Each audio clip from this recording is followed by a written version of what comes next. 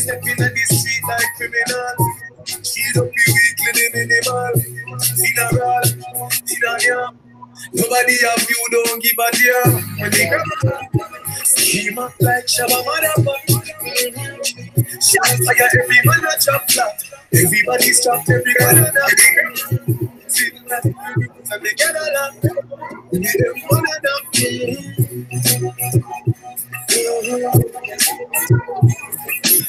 Cut your road from in a Netherlands. The grabber stick like when he get a pan. The scheme hard to them, he had to get a man. Why should I drop for the director job? I will not kill a man. Alright, boom. Okay. One take now. So what we dealing with? What we dealing with?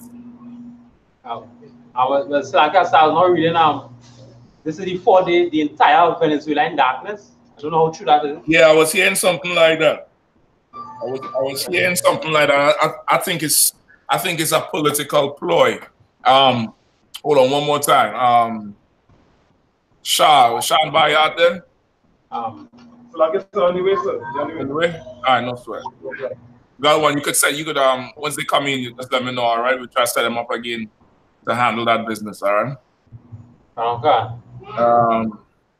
Yeah, so good. So now, let's bring them up to speed what they're talking about with the Venezuelan government. With the darkness and all that stuff. But I read an article here, right?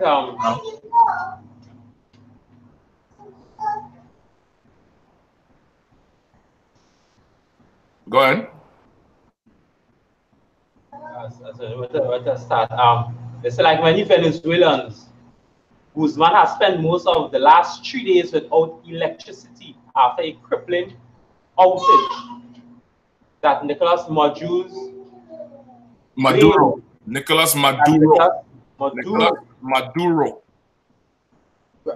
Yeah, it's like that Nicolas Maduro's administration is blaming on foreign sabotagers.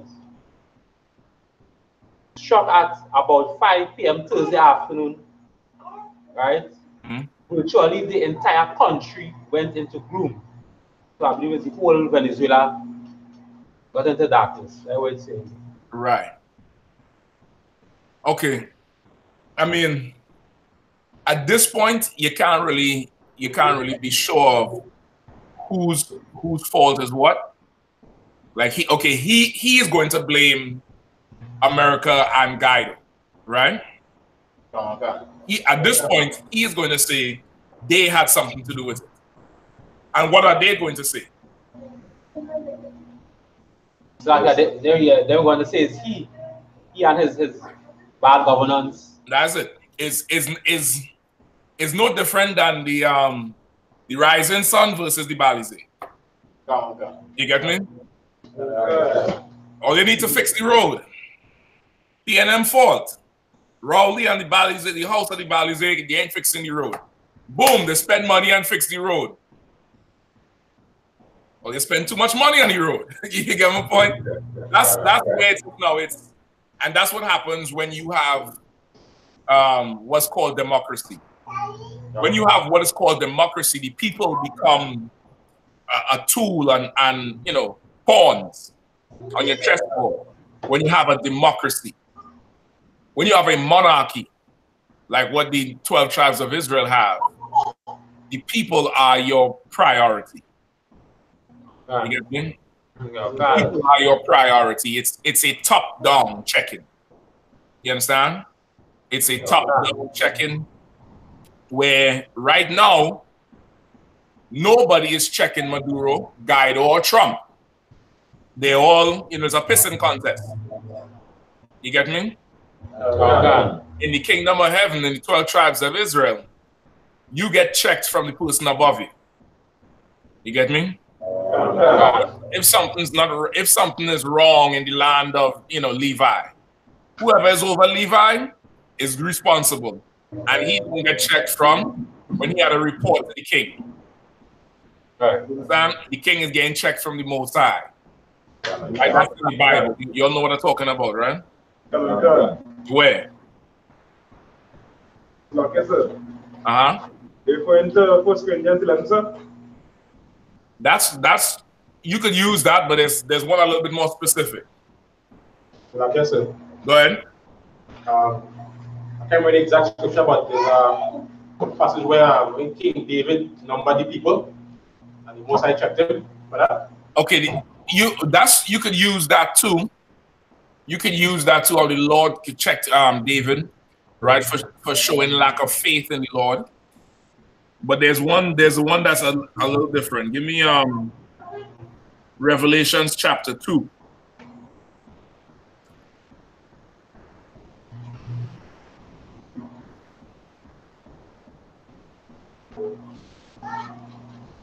All right. After Galawan, you wanted the woman's lib. Yeah. Whatever article you have on that, because what you said, they marched in Trinidad. What they marching for? You know, hospitals, medical care. What they marching for? Women's rights. That was marching for. What the hell is women's rights? I look at some carnival videos over the past few days, brother. I'm like, good night. It's a rough thing to be a man in Trinidad over the past week. It's rough. It's a rough situation. I feel for you, brothers. I see why the Lord had you on slave whole weekend, lest you fall into temptation. The Lord said, better you fall off the ladder than fall into temptation. Yeah, man. So, anyway, we'll get to that whole thing with the woman's lib, all right? Revelations 2. And of course, tonight, we'll get the breakdown on the Chinese and the Japanese. You all had that before? No sweat. All right, you're gonna need that to drive a wedge between your brothers and the heathens, because of course the Chinese have long been sucking the life out of Israelites in Trinidad and the Caribbean as well, right? All right, go ahead. Revelation chapter 2. So like I said from verse 1. The book of Revelation, chapter 2, verse 1. Unto the angel of the church of Ephesus, right? Yeah, skip up to 1 and 19. Start at 1 and 19. The book of Revelation, chapter 2, verse 19. No, 1 and 19. Let's skip up. Like it. Book of Revelation, chapter 1, verse 19. Write these things which thou hast seen, and the things which are, and the things which shall be thereafter. Verse 20. The mystery of the 7 stars, which thou sawest in my right hand, and the 7 golden candlesticks. The 7 stars are the angels of the 7 churches, and the 7 candlesticks which thou sawest are the 7 churches. All right. You know, chapter 1 is talking about is the revelation of our King Yahushua, right? And it's revealing to you things about it. All right. Remember, and he said he stood in the midst of what? The 7 candlesticks. You know, that he's giving John an order now to write down these things I'm about to tell you, so people will understand that the stars he saw was the 7 angels over the churches, and the candlesticks was each church. All right, or each school or each body of Israelites that Paul had raised up in Asia Minor. Paul rose up 7 notorious schools, well, famous. I don't want to say the word notorious. 7 famous schools in Asia Minor, and of course, each school has an angel over the school, right? What is that angel there for? So, yes, sir. Go ahead, Mark. The angel therefore to check the man in charge of the school. Primarily, to keep a watch over the school, to protect the school, and to punish the school when something's going wrong. Right? You keep a watch for it, check it, guide it, have the Lord's Spirit there. There's the angel over the school. In essence, an angel over the man who's over the school. Right? Keep reading. Chapter 2 and 1. The book of Revelation, chapter 2, verse 1. Unto the angel of the church of Ephesus, right? These things saith he that holdeth the 7 stars in his right hand, who walketh in the midst of the 7 golden candlesticks. Right, so he giving them orders again. These things said he that holdeth these churches in his hand, meaning go tell everybody I said it, which is Yahweh. Right? Go ahead. Verse 2. I know thy works, and thy labor, and thy patience, and how thou canst not bear them which are evil. And thou hast tried them which say they are apostles, and are not, and hast found them liars, and hast borne, and hast patience, and for my name's sake hast labored, and hast not faith. Verse 4. Nevertheless, I have somewhat against thee, because thou hast left thy first love. Right, go ahead. Verse 5. Remember therefore from whence thou art fallen, and repent, and do the first works, or else I will come unto thee quickly, and will remove thy candlestick out of his place, except thou repent. You understand? So this is who gets it? What is going on here? From what we just read. So like I said, Go ahead. from here, right now, Yahweh is charging the angel to go to one of the churches, one of the candlesticks, one of the churches, and tell them, you know, observe what it is you're doing, observe that you continue to hold fast to what it is I teach you. But there's an instant here where you hold on. Say it again. Yahweh is saying what? Say it from the start. Like I said, Yahweh is charge one of the angels over one of the churches, right? To go to them and tell them, you know, observe your works, observe that, you know, how consistent and how it didn't drop off for you, but you skip right over it. I thought you had it right there. You skip right over it. He ain't charged the angel to go tell them. Right, all right, lucky. Read it again from the top. The book of Revelation, chapter 2, verse 1. Unto the angel of the church of Ephesus, right? Stop right there. You see it, Tazawa? Come on, God. Right. So who is being charged?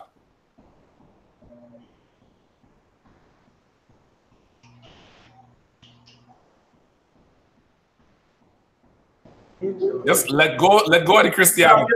Let go. Just free your mind. Free your mind. Listen, unfortunately, Tazawa, you cannot be told what the Matrix is. Free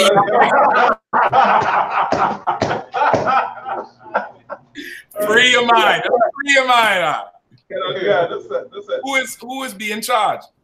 Like I said, if I see it right, is it the leader over the church? You read verse 1 one more time. You read it. So like I said, all right. Revelation chapter 2 and verse 1. Unto the angel of the church of Ephesus, right? Stop right there. Who is being charged? Just free your mind. Oh, so like I said. I'm not too sure if I see it now, but is the angel being charged? Yes. Yes. Okay, understand this. Right. Don't nobody has a personal relationship with the Lord or the right. It's rank and order. You get me? It's rank and order. You know the man who is above you. Right. Right? It is very UPK. The man who the person who head you recognize the most, that's the man you take orders from. Because in a line, you see the back of his head, you know, that's that got one, and I know he have a little lump in the back. Because you're watching the back of his head so much. I'm speaking, it's not literal, again, metaphor speaking there. Like in our time. You don't know what's going on at the top. You only know what this man in front of you does. You get me? It's top down. Christ is checking the angel. That's why he said, unto the angel of the school, write this. I know your works. I know what you have done, but you have lost your first love. Now, this is an angel. Checked for what's going on beneath him. which is very one West. That's UPK. That's the spirit of the Bible. You understand? You get checked for something you did not do, but you are still responsible for.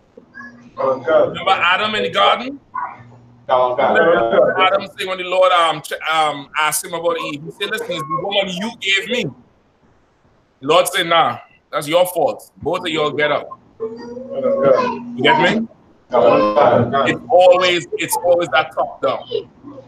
Right? Christ gonna check the angel, then the angel gonna start to do his thing with the school, which is the man over the school gonna start to knowing something wrong. So now understanding that, you preach up with David. David numbered the men. I'll give you a better one. With Joshua. When we were losing wars, and Joshua is like, nah, somebody's sinning. And then he decided to go through the entire camp and see what, and they found the brother with the Babylonian garment, and just him and his entire family, his baby, his wife, his daughters, sons, the cattle, everything belonging to that household. Birds. They dug a pit, threw them in there and lit it on fire. And the Lord was pleased. And now he ain't checking the angel no more. So the death stopped. You get it?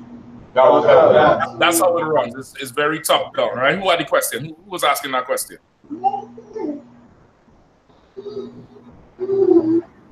Galawan, was you?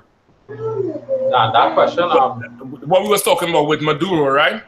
Yeah. Okay. Right. That's how it would work. Now, if it is that's the system that works, you cannot get away by saying that ain't me. That's guided. You understand? That ain't me. That's Maduro. Because what's the next question? What's your rank? And if whoever had the highest rank, now here, the shit goes to you. I'm putting it in your hands. I'm packing all the burden on you. You deal with it from there. You understand? You get it? That's how it would work. So now, in the absence of that monarchy, in the absence of that, what the white man would call a dictatorship, but it's really not a dictatorship, it's just a monarchy. In the absence of that, and with everybody feeding into democracy, you have dumb shit like that going on. You get me? Where they're playing politics or they're playing chess with people's lives. You get me? They're playing chess with people's lives. You can't find much examples of that in the Bible. And the ones that you might be able to pull, you would see it was the Sadducees and Pharisees. You get me? You would see it was Dathan and them trying to come up against Moses in the wilderness. You get me? Like that's with the examples of that you would see. But we don't have that type of system. That type of system, it breeds that contempt for the people who you care for. The people who you're supposed to care about, you'll have contempt for them. And after a while, your mentality is, why can't they just get a job? Why are they doing this? Why are they doing that? You get me? You breed contempt because nobody holds you responsible. So in other words, it's like, imagine you have babies and babies mess up the diaper. And instead of changing the diaper, you check in the child. You see how stupid it is? Yeah. You know what I mean? It's heartless. And that's your democracy. That's what democracy brings. You get? So that's what's going on there is going to get a lot worse before it could even get better. Okay. All right, go ahead. You're going to say something? Like I said, yeah. So a good way to project it or to break this down in terms of when Christ said that there's no righteous government on the earth. I can't remember exactly the piece of it. It's because the world system have a loophole where no government minister, no matter what corrupt thing they do, they will never be held accountable because they don't have a monopoly system. It's okay. What you want to say is this democracy is a failed system. That's just the best way to put it. Right. Democracy is a failed system. Democracy is the mark of the beast. It's Christianity, democracy, all that is rolled up in one. It's a failed system of working. Right? Democracy. You cannot trust the people to put somebody in power. And the person who gets put in power is put in power by people who do not have power over him. Like imagine a child choosing their parents. If those are you who are children, if your child had a choice not right now to choose a parent, it would not be you. Your child would choose Mickey Mouse. Your child would choose Big Bird. Your child would choose Dora the Explorer and Map and Backpack before they choose you, right? So now that child, imagine, let's say just for argument's sake, that child say, okay, Tazawa is a parent. If Tazawa starts to go off, what could the child do? Go ahead. Change parents again. No? How they doing that? How? Explain to me how they're going to change parents. What are they going to say? Tazawa, you're fired? Man in the room there, Tazawa big and taller than everybody else. Imagine a child saying, Tazawa, you're fired. Tazawa going to hold that child and you're not going to dance them over the down. Say that again. You get the point? That's your politics. You going and voting and electing these people, and now they sit in a seat of power over you. What will you do if the day they get elected, they say, I'm not going down to Laventille West no more, or Siparia this, or Lavery. I'm going to Pina, or Davie, or Rock Road, or Claxton Bay. What could you do? We're going to write, sing a song? We ain't voting no more. Firebomb the government. We're going to go in the studio and record a song, nigga. What you going to do? You can't do nothing because the process is flawed. Power rolls top down, not bottom up. Right. You get the point? Instead of a child choosing the parent, think about the parent choosing the child or making the child. You get the point? You understand what I'm saying now? So your king, the Lord chose your king. You understand? The Lord chose your king. So now, if the king starts going off, of course, you can't do nothing about it because he's king. You get me? And it's not your fault. Who has to correct it? Come on. Yeah, take it top, sir. Most High. Yeah, God will correct it. You get me? The Lord will correct it. Classic example, Saul with David. David could have killed Saul. There wasn't any caves. David had a prime opportunity to cut Saul's throat. David's men came and say, hey, he right over there. We could do him in now. We could go back to Jerusalem. We could go back home. You'd be king. These men was on the run for years, eating hard corn from in the field, just eating corn. You get me? They was going through it. They was on the run. Sleeping in a cave. Imagine sleeping in a cave. And you the king, one of your men come and say, listen, let's go kill the king. He's the one who's sitting on the throne right now, so you could assume it because it's yours, and we'll be straight. And David done it, nobody would have had a problem. Nobody would have charged David for murder, except like you said, come on, the Most High, sir. Except the Lord. You get me? David said, I will not touch the Lord's anointed. Not the people's anointed, not the people's choice, not the popular vote. I will not touch the Lord's anointed. Get the point? That type of power system, it's called, in the scriptures, it's called a Godhead. It's called a Godhead in a whole different acts.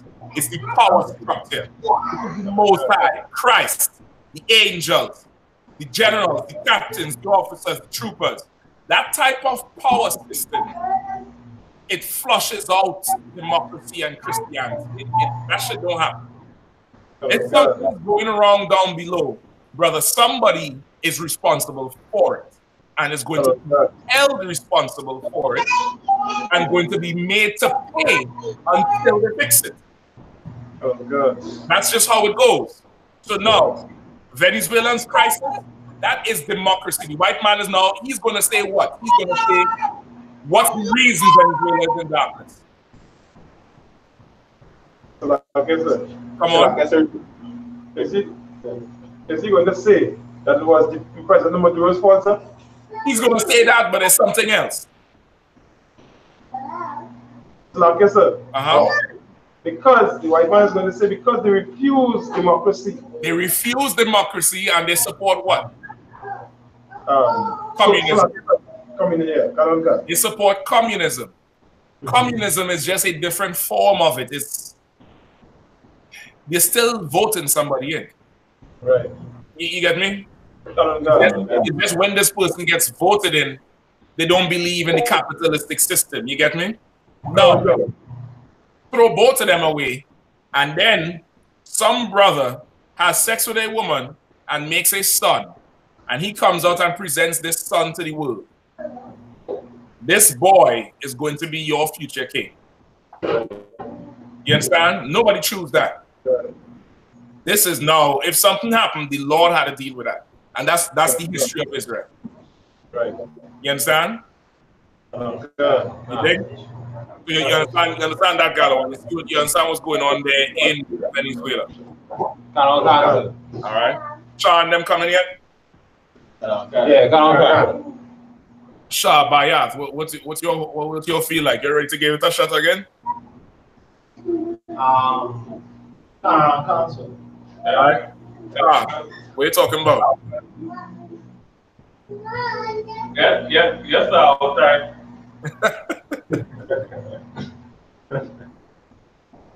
Shah, hope Shah say yes, sir. I'll try. Shah, you sure? Ain't no sweat if you were waiting. Man, go on there and get us a shot, man. Go on, try it out. Get your feet wet, man. All right, Galawan, you could organize them. Slacker, sir.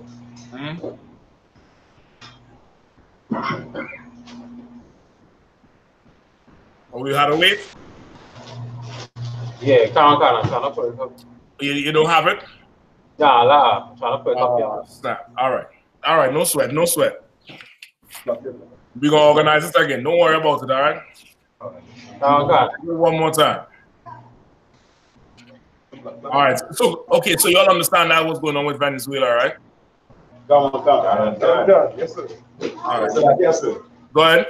Yeah, the explanation they just gave now, really making you understand the story better with David and Saul even much better now. And take away a lot of Christianity to understand the structure from that perspective.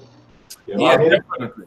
Yeah, can appreciate that. If y'all want next week, we could go through the whole story with David and Saul. Like that shit is not understood because nobody sees the brotherhood in it except the Israelites who are I.S.U.P.K. Nobody understands what was really happening. Nobody understands the history of it, what's going on with Saul. Then when David started coming up, then what happened with Saul and David, with Jonathan, it's something that the Christians done bastardized and turned into, something you skip over. But that is a story about straight up and down honor and brotherhood and strength. Tremendous strength. You understand? Tremendous strength. That's what it takes, tremendous strength to do this job. You understand? Because once again, David was presented with an opportunity to do Saul in.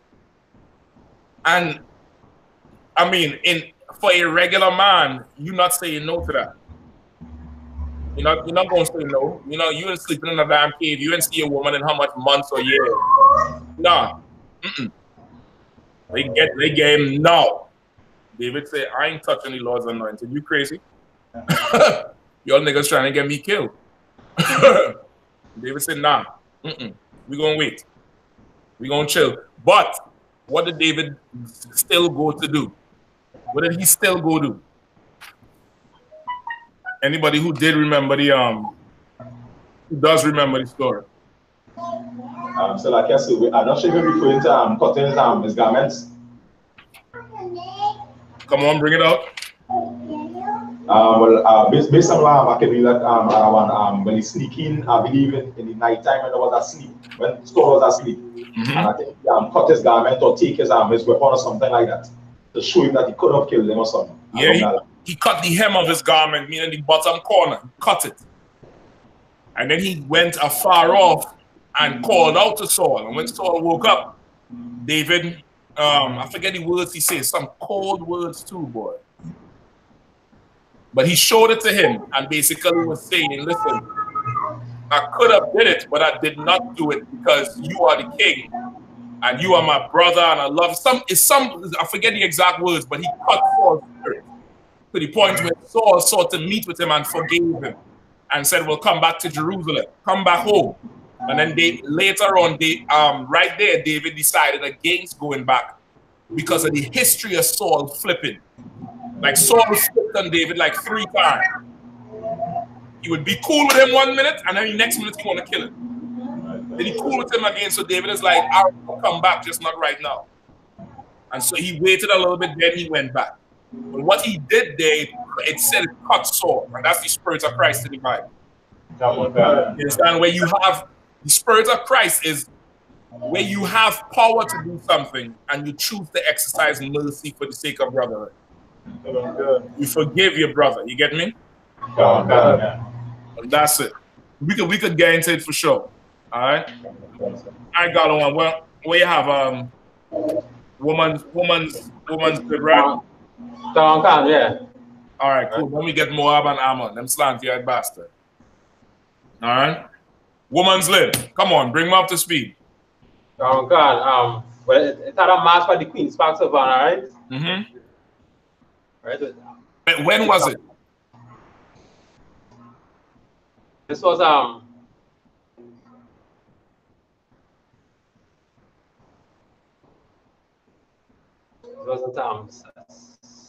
yesterday or Friday, Saturday or Friday. Okay. Right. But this is from today's newspapers. Right. March of Sisterhood. Right. Rally promotes women and gender rights. Right. Scores of women came out in solidarity and support of one another for the 3rd annual Women's Rights Rally and March at the Queen's Park Savannah, Port of Spain, yesterday.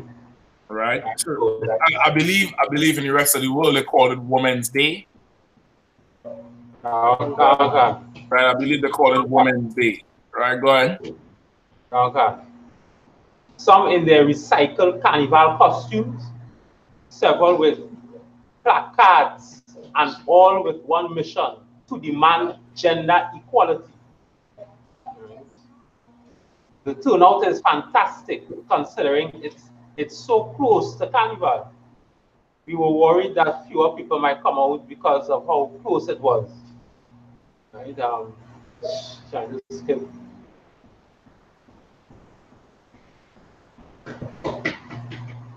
Right. Sex and Gender Justice Committee of Trinidad and Tobago, via Circular TNT, the network of NGOs, Women Track, and Women Working for Social Progress. The theme of this year's march was Demand Better, playing off the International Women's Day, March the 8th. Theme of Balance for Better. Among these demands, an end to gender-based and sexual violence.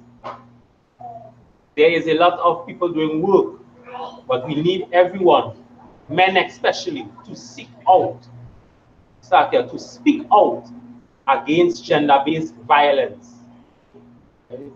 Okay. All right, I get it. I need to hear some. I need to hear no more. Let's have more. The thing is ridiculous. Oh God.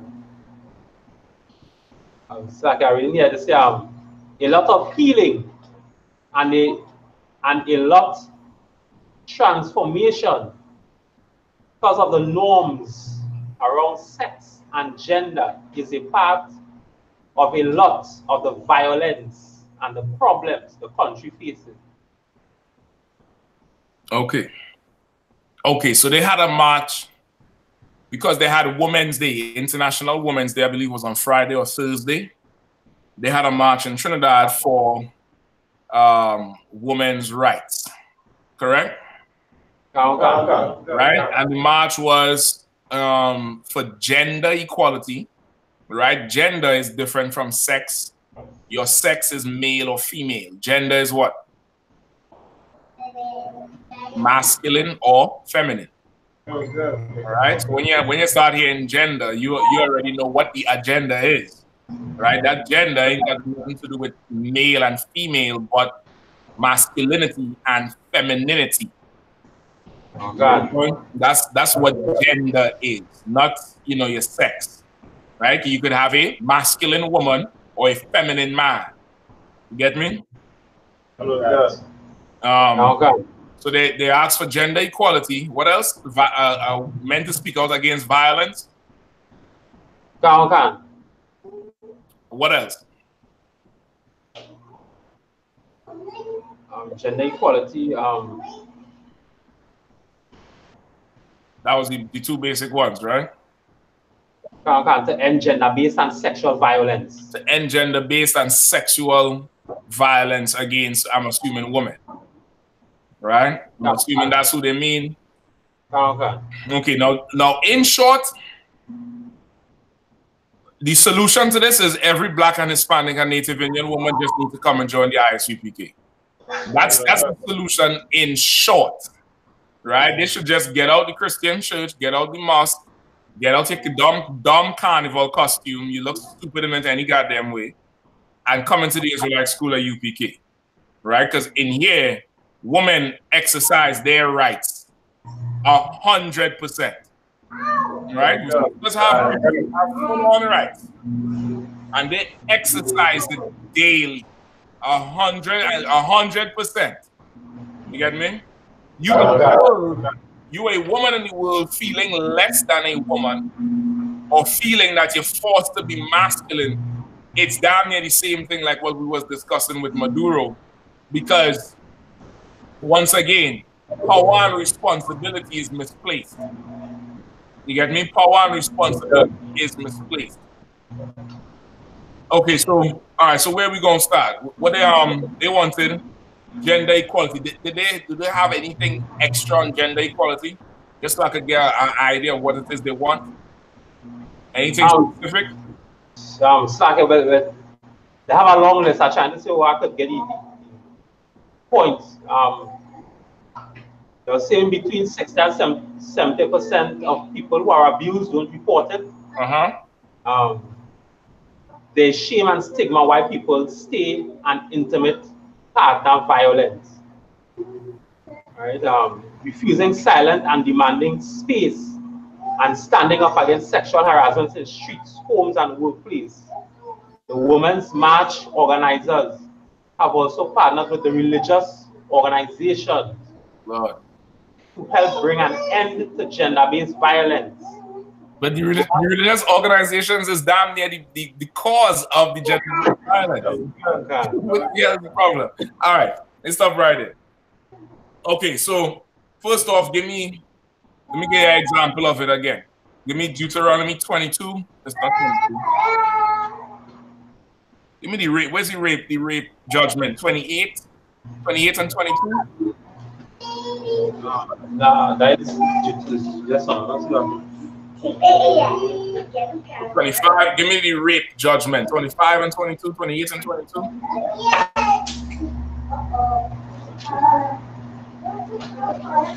Give me that first, all right? Okay. Go ahead. Deuteronomy 22 and 25. 25 or 26. All right. Stop. Just hold it right there, right? I'm gonna pull it for you in a second. Okay, just like what we was talking about with Maduro and Guy, having somebody to hold responsible solves every problem. When there's nobody responsible or nobody to hold responsible, the problem persists and gets worse. You understand? Right. So now, they said victims do not report it because of shame, right? Victims don't report it because they don't think they could get justice. Victims don't report it because the person who did it to them might be a person in power and they think it could be swayed. Okay. What else? That's the main two, right? That's the main two.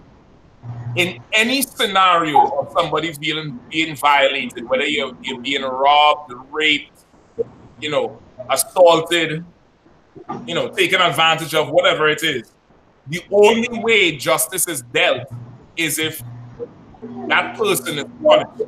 The person who's doing it. Okay? That's the only way justice is felt by the victim. The victim can now feel, vindicated and like somebody actually cares, which is the driving force behind the grief that goes on with some sort of violation, where somebody could do something to you and nothing happens to them. So it's like, don't nobody care. Like, I'm worthless, I'm useless. That's why people sink into depression, have low self-esteem, because you don't get violated, but there was no justice system in place. So you just get used to it. And you self-medicate or whatever it is just to get by. You understand? To cure that scenario, that situation, the person violating must be punished. They must face some sort of price. They have to pay a price for what they did. It's damn near like they have to hurt. You get me? They have to be punished for justice to be done. That's the only way healing comes. That's the only way it really comes. You get me? Now, with that said, I ain't telling you go bust somebody's head who done violated 2 years ago. I ain't saying do that. I'm saying in the ideal scenario would have been to have a situation set up where if this happens, there is a right and true justice system to mete out justice. You understand? No, you have to come and get counsel and let the law deal with it. Because once again, there ain't nobody responsible. The law know how to take it up. Right? So now give me the rape judgment. Okay. Deuteronomy chapter 22, verse 25. But if a man find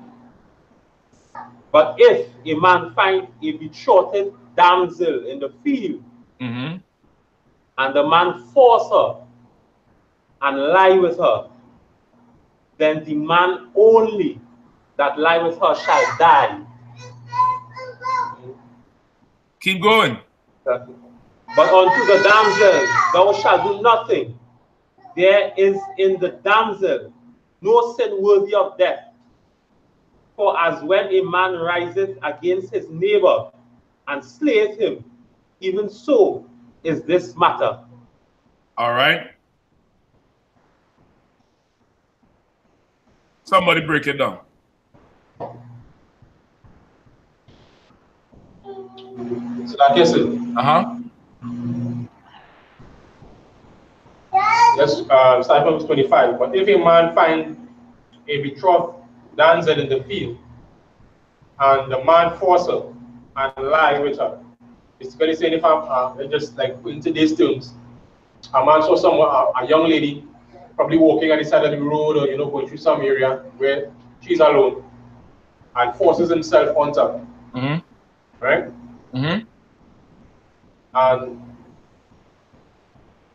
And lie with her, then the man only that lay with her shall die. If that happens and the man is found, he's held.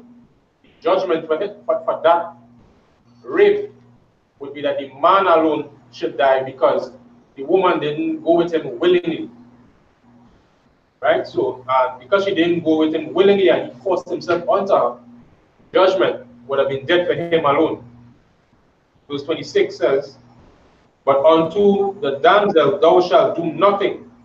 There is in the damsel no sin worthy of death. because in her innocence, I said she didn't go to lie with the man, force himself on her. She did nothing wrong. Right. He overpowered her and lay with her. Second part of the verse, for as when a man rises against his neighbor and slay him, even so is this matter. What does that mean? Which I believe it means that if a man rises against his neighbor unjustly and slay him, maybe so, like somebody comes to rob you, steal from you, and he kills you unjustly, shoot you and take your money.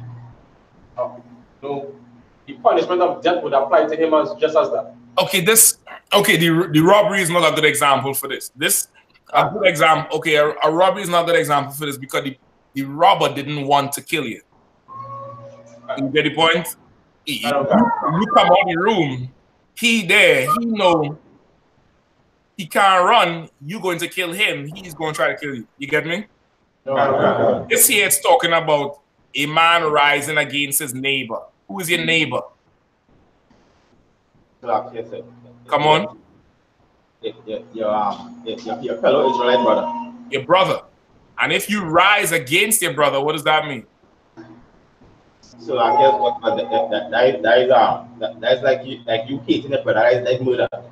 You hate your brother, and your hatred towards him drives you to plot to kill him. That's why I say this matter is like a man rising against his neighbor and slaying him. It's comparing the rape of a woman to you killing a brother. Bring the two together for me. Like I said. Go ahead. If I may, sir. Is it that the man plot to rape the woman, and just the same way a man not plot, which means he premeditated killing his neighbor. He premeditated raping the young woman. True. What if he didn't premeditate? What if he was just hanging around and then she just show up and is like, all right. Like I said, it wouldn't be much different, although, because the impulse would be, I have so much hatred or I have no value on my fellow brother or sister that I would rape the sister, and one, I would murder my brother. That's true. That part is true as well, the value system. But there's something else there that is more psychological than anything else. When you kill your brother, where is he? He's gone, right? That's what happens when you rape a woman. That person before the rape doesn't exist after. She's gone. She's gone. You understand? That sister, she's changed for the rest of her life. And in a ton of cases, she has to become somebody new to forget about the past. So she goes into lesbianism, or she becomes extra promiscuous, or she, bisexual and fill up her whole body with a ton of tattoos, dye her hair, shave the hair off, start piercing everything, start cutting everything, or turn into one of them gothic people and dressing dark. Or she might be straight, but she don't want to appear attractive anymore, so she starts looking like a man. You understand? She tries to make herself look less attractive because she doesn't want to die a second time for somebody else to rape her. You get me? Like that situation, she has changed forever. She's not the same anymore. And that's why they're saying is this act is like killing a man. You just imagine you killing somebody and that person's still alive, but they dead. It's fucked up. That's the best way I could say it. Excuse me, language. It's messed up. And now she had to wake up the next day and try to get her off the bed and do everything normal like the old woman would do. But it's hard. She's gonna break down, and she does break down from time to time. Like I said, go ahead. Is it also like mentally why some rape victims, like even after the assault, they always try to wash off the rape, but it isn't really. It is mentally the mental side. That's immediately after. That's immediately after because you feel dirty. You feel like, you know, dirty. You get the point? It's a mental thing of you feel dirty. It's part of feeling useless. It's part of feeling like trash. Now, imagine a society where she screamed rape, brother, and that rapist is put to death. There's no bail. There's no, you know, nobody coming up in handcuffs on you. You're getting tried on the spot. You understand? She stands there and says what she had to say, and everybody rises up against you. A woman wouldn't have to march for gender violence, whatever the fuck that is. A woman wouldn't have to march for that bullshit. And that woman's march is selfish because men get raped and violated too and don't say shit. Right.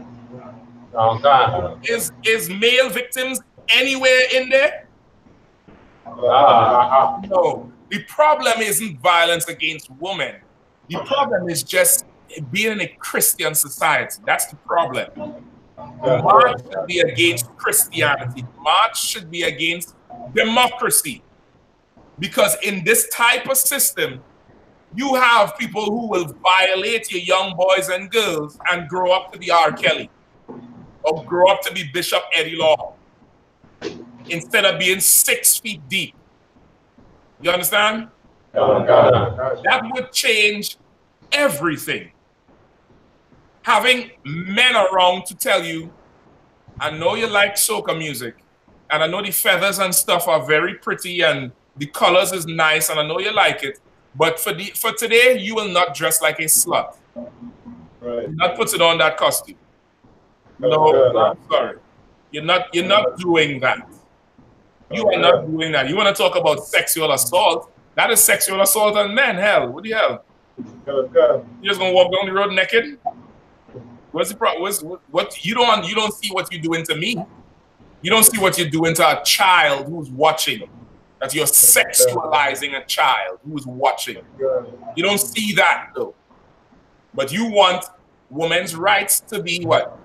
Gender equality. So what? A man could walk down the street bareback, meaning topless with shorts. A woman should be able to do it too. No, dummy. Nobody should be able to do it because the biblical law says you cannot be naked. You get the point? So the real issue, okay, and this is how you'll have to go at it. It's good to realize there's a problem. The thing is, because of your affiliation to Christianity, you really don't know what the problem really is, but you know something wrong. It's like you're smelling shit in a room, but you don't know where the hell it is. Right. You know something ain't right. You need UPK to come in there and get to the root of the problem. The problem is it's Christianity. It's a society that has no moral values. That's it. The morals of the Bible is going to bring about protection. What you want gender equality for? You should be wanting protection. Protection and leadership. And where does protection and leadership come from? Like I said. Where? Go ahead. The Most High once fell through the I.S.U.P.K, sir, like a man. That's true. That's true. You're right. But give me the answer I want. Women want gender equality, women's rights. Right. What should sisters be praying for or marching for? Let me ask the sisters in the room. If your brothers allow me to ask a question. The sisters in the room. The sisters might be able to get the answer faster because, of course, you all is men. This is a need of a woman. Sisters, you a sister. You in a society where you could be violated, where you could be discriminated against, taken advantage of. What should you be marching for and praying for? Any one of the sisters. Go ahead. Go ahead. Protection. That's true, but if you could put it in one word. Your version of masculinity, proper masculinity. Oh boy, you're close, boy. You're close. You're putting sugar in the pot, but you're actually meat in it too. You're close. Anybody else? So like I said. Go ahead now. This is the other style. Yeah, that's the answer. Go ahead. UPK. That's true. That's right. That's right. But that's like a default answer. That's like wrong. Yeah, I mean, you're cheating. You're cheating. Somebody done type the answer in. You're go ahead. Like I said. Hold on. Let me hear Sean. I.S.U.P.K man, so. Give him a hand.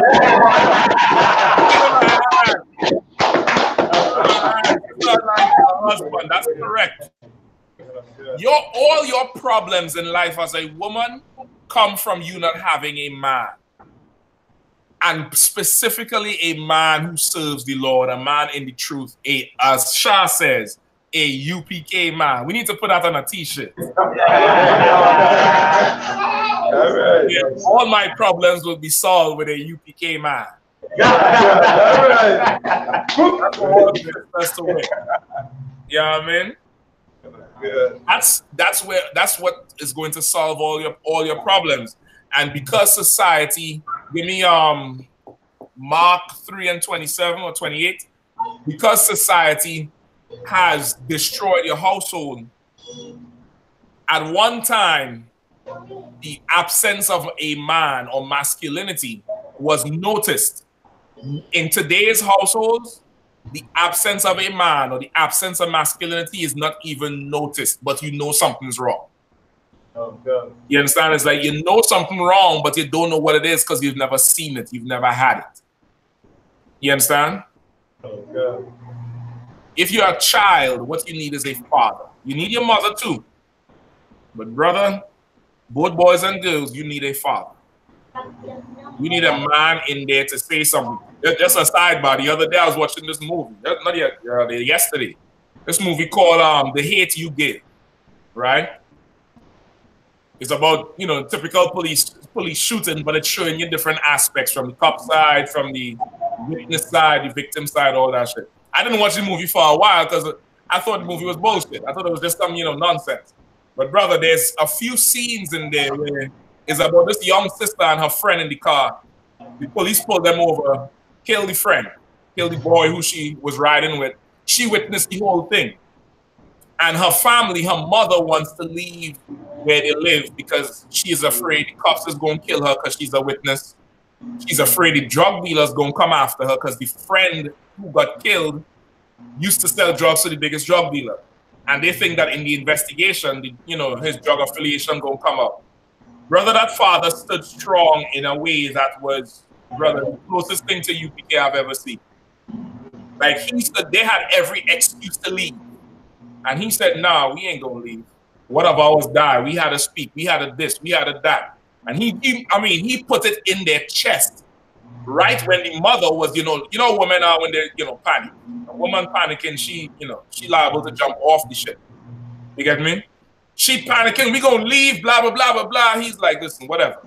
Y'all gonna stay. And brother, the thing, it puts so much strength in that moment to see a black man in that light. That's what's missing from households. You understand? No, there's a little sad part in the movie. He let some white boy deal with his daughter. That's, if you could ignore that part, it's a pretty...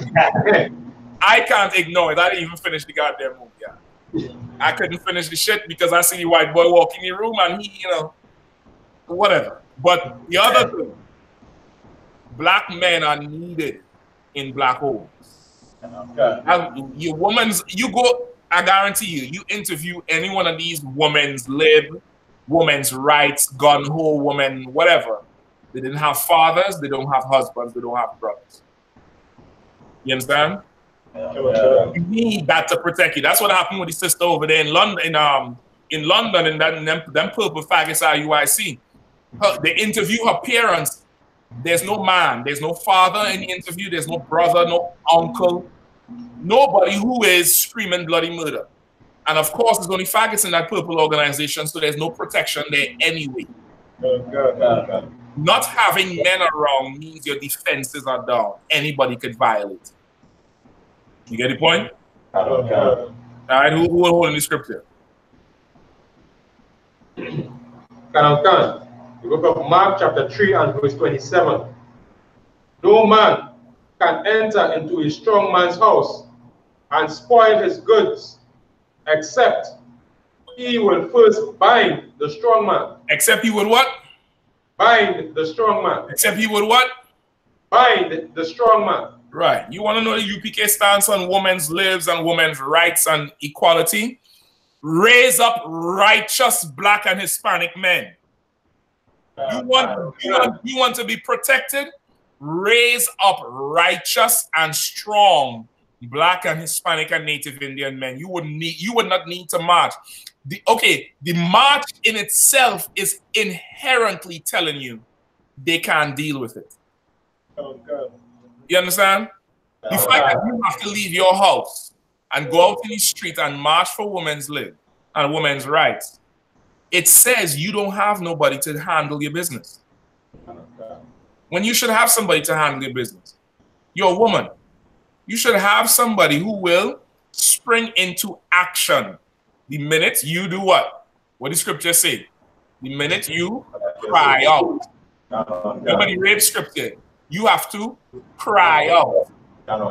But this woman, she was violated because she cried out and there was none there to save her. Right? But of course, in that context, this was a faraway field somewhere, nobody around anyway. But you bring that to today, these women are crying out because there's no men around. So now you have to look at society and see why your brothers, your fathers, your uncles, your husbands are not in a position of power and not in a position of responsibility. Is because why? The strong men are bound up. You must first do what, you can?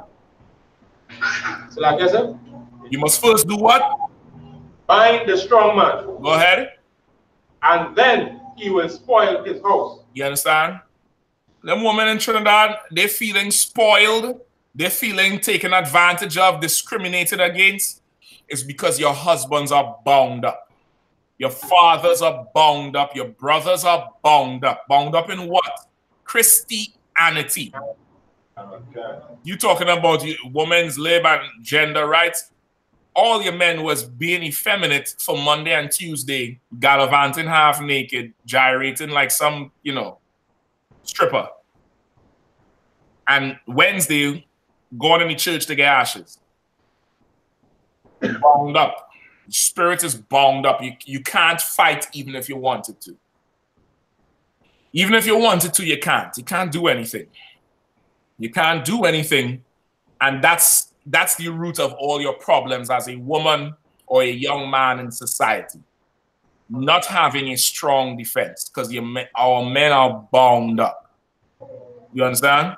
Right? You take that's where you go with that. You need strong men to defend, to make decisions, to pass judgment. Right? Added to that, 1 Corinthians 11. Give me that too. Right? Give me that quickly. There must be a power structure. There must be a end all and be all of everything. There must be someone making decisions, and then that's that. That has to exist. And that has to be not so much accepted, but recognized. Accepted too, but that's not the word I want. Because of course, if I say it has to be accepted, some fool could just say, well, I don't accept that.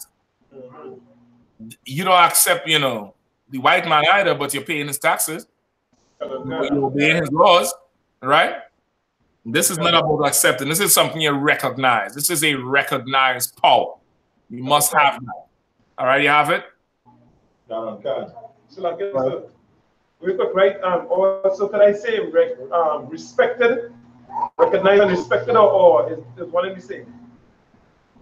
This must be something respected.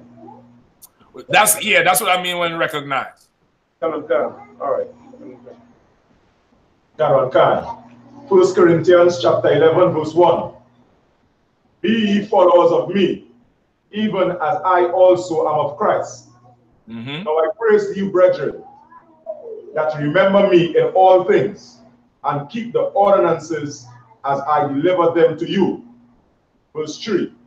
But I would have you know that the head of every man is Christ, and the head of the woman is the man, and the head of Christ is Yahushua. That's your solution. No sweat. That's your solution. The Most High, our King Yahushua, men than the woman. There's no equality there.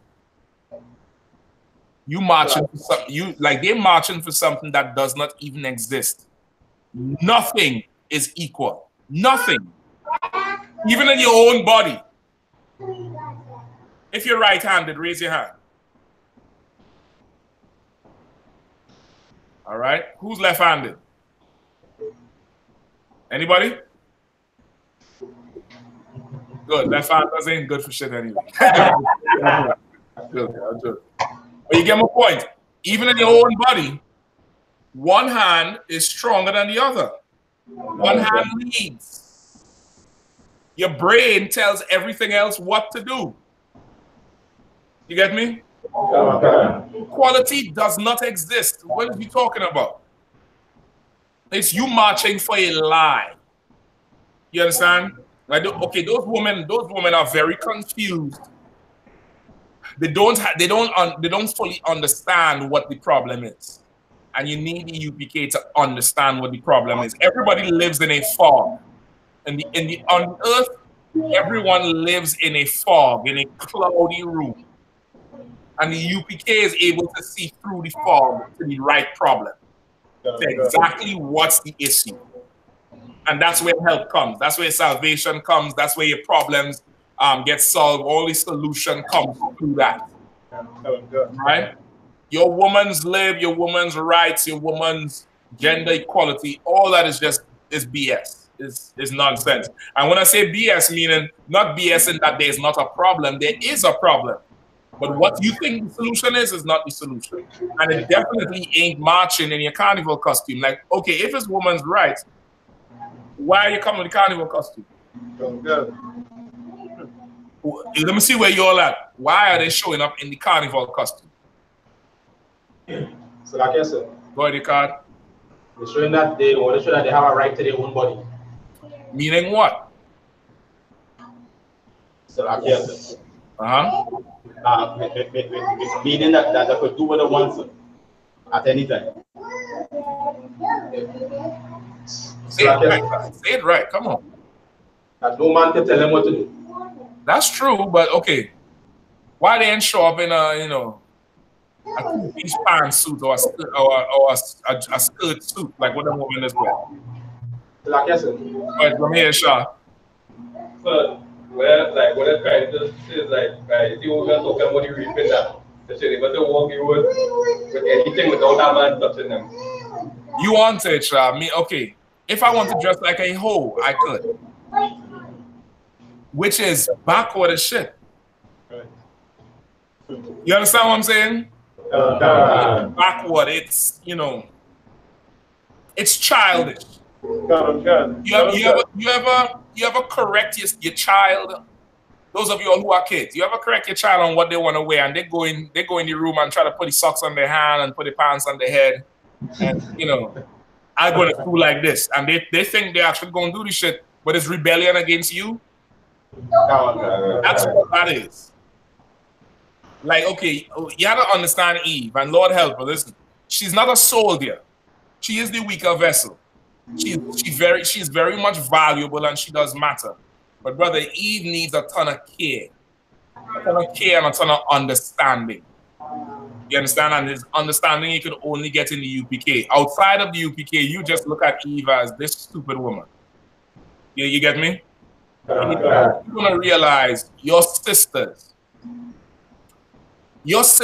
are not built to make decisions. Your sisters are not built to solve problems. They're not built for that. They're built to help you. You built to solve their problems. You built to be their strength. You built to be their defense. She's not built for that. So in her trying to solve it, she'll do ridiculous stuff that don't even, it makes zero sense. You get me? I go take a little bit of understanding, a little bit of patience, a little bit of slow to anger. You know, it's going to take a lot of seasoning, a little counseling, and you're going to get it. You're going to start realizing is I have to take care of her. And taking care of her doesn't, I'm not saying you had to be, you know, let her run over you. Sometimes taking care of her means correcting her. All the time it means correcting her. But as in anything, as in any teacher, you're going to have to know different students, you have to go different ways with them. Some woman, you gotta check her, hey, what the hell you doing? Stop doing that. And she get it. Another woman, you have to sit her down and make her, you have to walk her through her mistakes and she'll see how simple it was. And she'll see if she had just came to you up front and told you, she had swallowed her pride, swallowed the big head the white man giving her and the world giving her, and just came to you with her problems and followed what you said, she wouldn't have been where she is now. You understand? Going on there, but these women who do in the march, they're simple. They don't have no guidance. They don't have nobody telling them what to do. They don't have a strong man because he's bound up. You get the point? He's bound up in Christianity. He's bound up in Islam. He's bound up in Rastafarianism, which is just the nigger Hindus. That's what I'm calling every Rasta from now on. I don't care, listen. I know I'm going to offend some people. But y'all just nigger Hindus. Y'all just straight up. Listen, I used to have dreads. I could talk. I always used to wonder. When I look at an East Indian with dreads, I always used to look like it fit him more than me. Me personally, but maybe it's personal with me. But somehow it just looked more natural on him than it do on me. You get it? It seemed like that's just his shit. No, it is his shit. I get it. I get the point. You just a nigger Hindu. Krishna nigga. That's it. You get the point? Like, all men bound up in that and not filled with the Spirit of the Lord to control something, to dominate something, to rule, to fix, and to correct, and to go kill if necessary. Right. You get the point? Our men do not have it. And this is nationwide. This is not just Trinidad. Because this woman's master was international. It wasn't, heathens was doing it. But amongst the 12 tribes, our women were doing it too. You understand? Our women were doing it too. So that's where it is. The root is, you don't understand that the absence of a man in your life, a UPK man, right, y'all? You need a UPK nigga. The absence of that is the root of all the problems. Right? You can't? Yes. So like I said, go ahead. The woman's lib, as how they have the women's liberation, yes, they're talking about, all the violence, etc. But there's a whole ton of the feminism movement in the background. And the same aspect of the feminism movement of how it would affect, I would say, the white women or the other nations. As it compared, it's like it's two different struggles for the heathens as compared to how Israel, black women, would see it. It's almost as two different views. It is two different views. Their struggle ain't our struggle. Oh, God. You know what I mean? Their struggle ain't our struggle. It is two different views.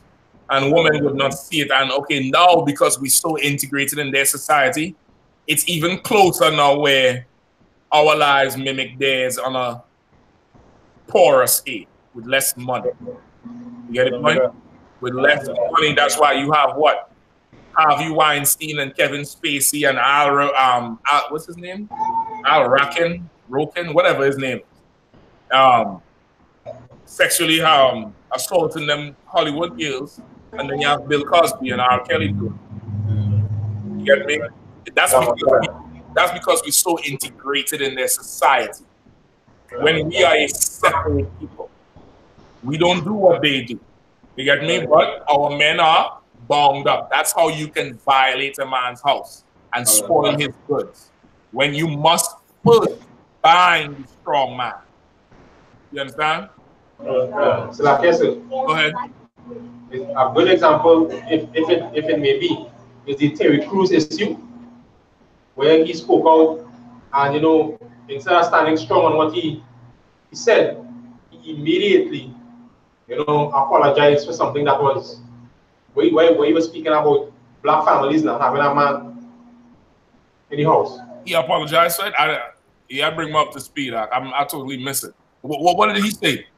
I think there was a story where he was talking about, you know, having a man, more so a black man, and in families now. And then, you know, people started coming out and saying, you know, why you have to have a man to have a strong family, kind of stuff. And he was so much people came on him. He almost had to make like a public statement to say, well, you know, he apologized if you offend anyone, just for saying something normal. Okay. It's not normal to say that.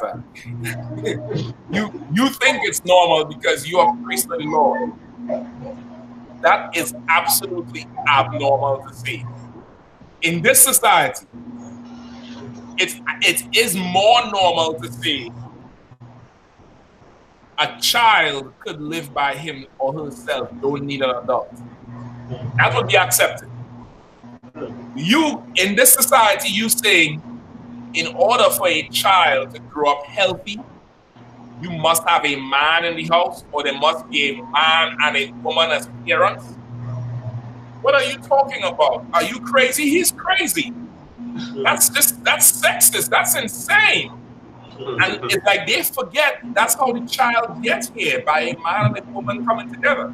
Right. It's absolutely supernatural to say something like that.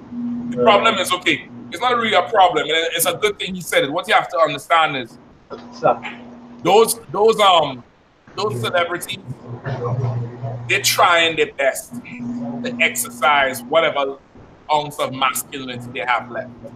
You understand? Your Colin Kaepernick, your Terry Crews, you know, those who come out and say something. You know what I mean? They ain't in the truth. You know what I mean? They're doing simple nonsense themselves. You know, T.I. came out against Mayweather and said something. But you have to understand, they're not built to go the distance you and I are going to go with saying something. You understand? They're not built. Okay, it's like us in their world. Imagine in their world, imagine, okay, Terry Crews would go to parties and men would grab his rod. You understand? Like, okay, I'm not saying this is right, but normally in an Israelite club or a party, it's normally women get felt up, right?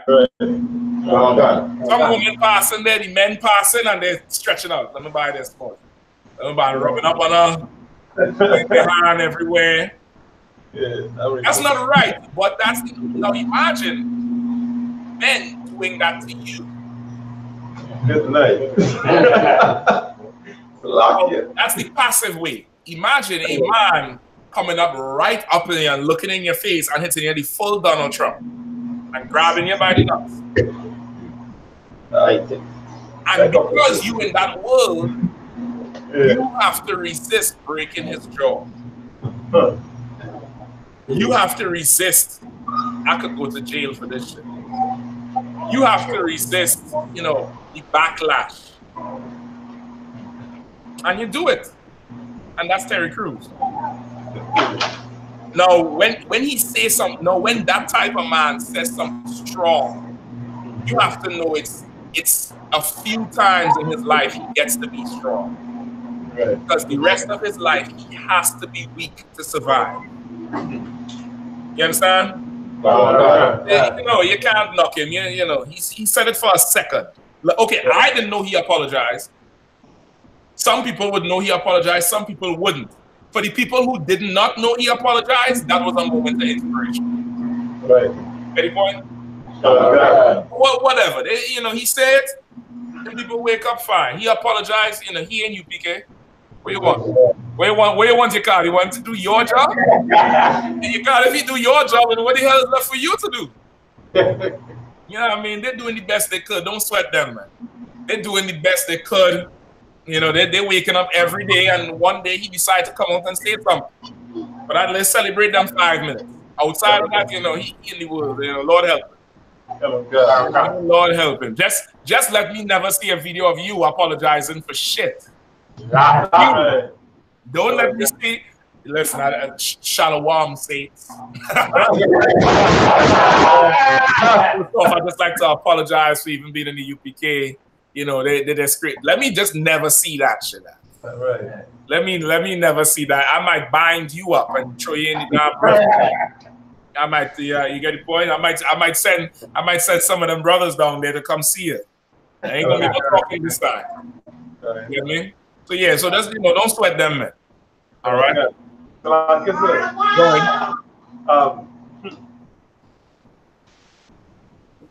said, it's just more important. I don't know if I've seen it right, but it's just more important to see.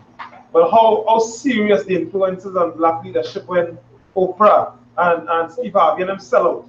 So that Terry Crews, when he's looking for somebody to stand up with him in his arena, there's little to no voice at all. So he really believed that there's no way he could even live then. Forget the comfort, forget the riches, forget that. But in terms of just basic living. Okay, you can't forget that. You can't forget that, because to them men, that is basic living. Oh God, right. For him.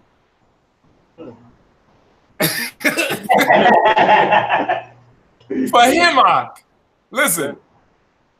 If Oprah woke up with your bank account, she'd commit suicide. Oh God, yeah. You get the point? If Terry Crews woke up in my life one day, he will kill himself out. Right. He'll push all the cocaine up his nose he could find. He'll push flour up in there. Sand. He'll just want to die. Oh, they can't overlook that for them. You get me? Now, you said something there where they're looking for people to stand with them. That's the mistake. Right. Why should anybody stand with Terry Crews? Right. What should it be? So like I said, when he wouldn't even stand up for himself. Nope. He can't stand for himself. You cannot stand for yourself. Right. Oh, God. What should it be? Like I say, your dependence should be upon the Most High. It should be trusting the Most High. You should stand with the men of the Lord. God. That's who you should stand with. God. You should go. The scriptures say, "Go find a man of understanding, and get to his feet, many times." God. Like, why should anybody stand with Terry Crews? Why should anybody stand with Monique? Even though what she said was right, she was dead on. What about integrity? Right. Integrity is a must. But where was her integrity when she did that movie Precious to shame black men? You understand? To put black men, make all black men look like they're just monsters. Right. Where was her integrity? You get the point? Where was her integrity then? You understand? Okay. You know, you can't have it one day and not the other. So in the world, finding people to stand with them is going to be a trial, because why should anybody stand with you? But guess who I could stand with? I could stand with my king, though. I ain't shit, but that nigga is the bomb. Man, shit. I ain't nobody. He's the man. I'll go stand with him. I'll go stand with him and follow him and follow his example and see what he says to do. And do things the way he says to do it. And before long, you'll have other men standing side by side with you, but they didn't come to stand with you. Right. The scriptures say we only gather together for the sake of who? Christ. Right. Where 2 or 3 are gathered in my name. You get the point? Anybody stand with Terry Crews? What about standing with Yahushua? How about that? I'll march for that. In fact, I march every week for that shit. What the hell are you talking about? I protest every week for that. Come join my protest, hell. You protesting in your damn bikini and feathers like a damn, underpaid hoe. Looking thirsty and tired in the streets. Come join the real protest. All right? All right, on to Moab. We good to go with that? Galawang? All right, on to the bastard himself, boy. Moab, give me Genesis 19 and start at verse 30. All right, so let me bring you all up to speed, right? The birth of Moab and Ammon. Moab and Ammon are who in the Bible? Huh? The so-called Japanese and Chinese. Which one is which? Moab is the so-called Chinese and Ammon is the Japanese. No, I see you checking on no sweat. That's good. You better have it right, dog. No sweat. Don't worry about it. It's better you have it there than to be like, right? Yeah. Moab or Mawa'aba is the Chinese. Amawan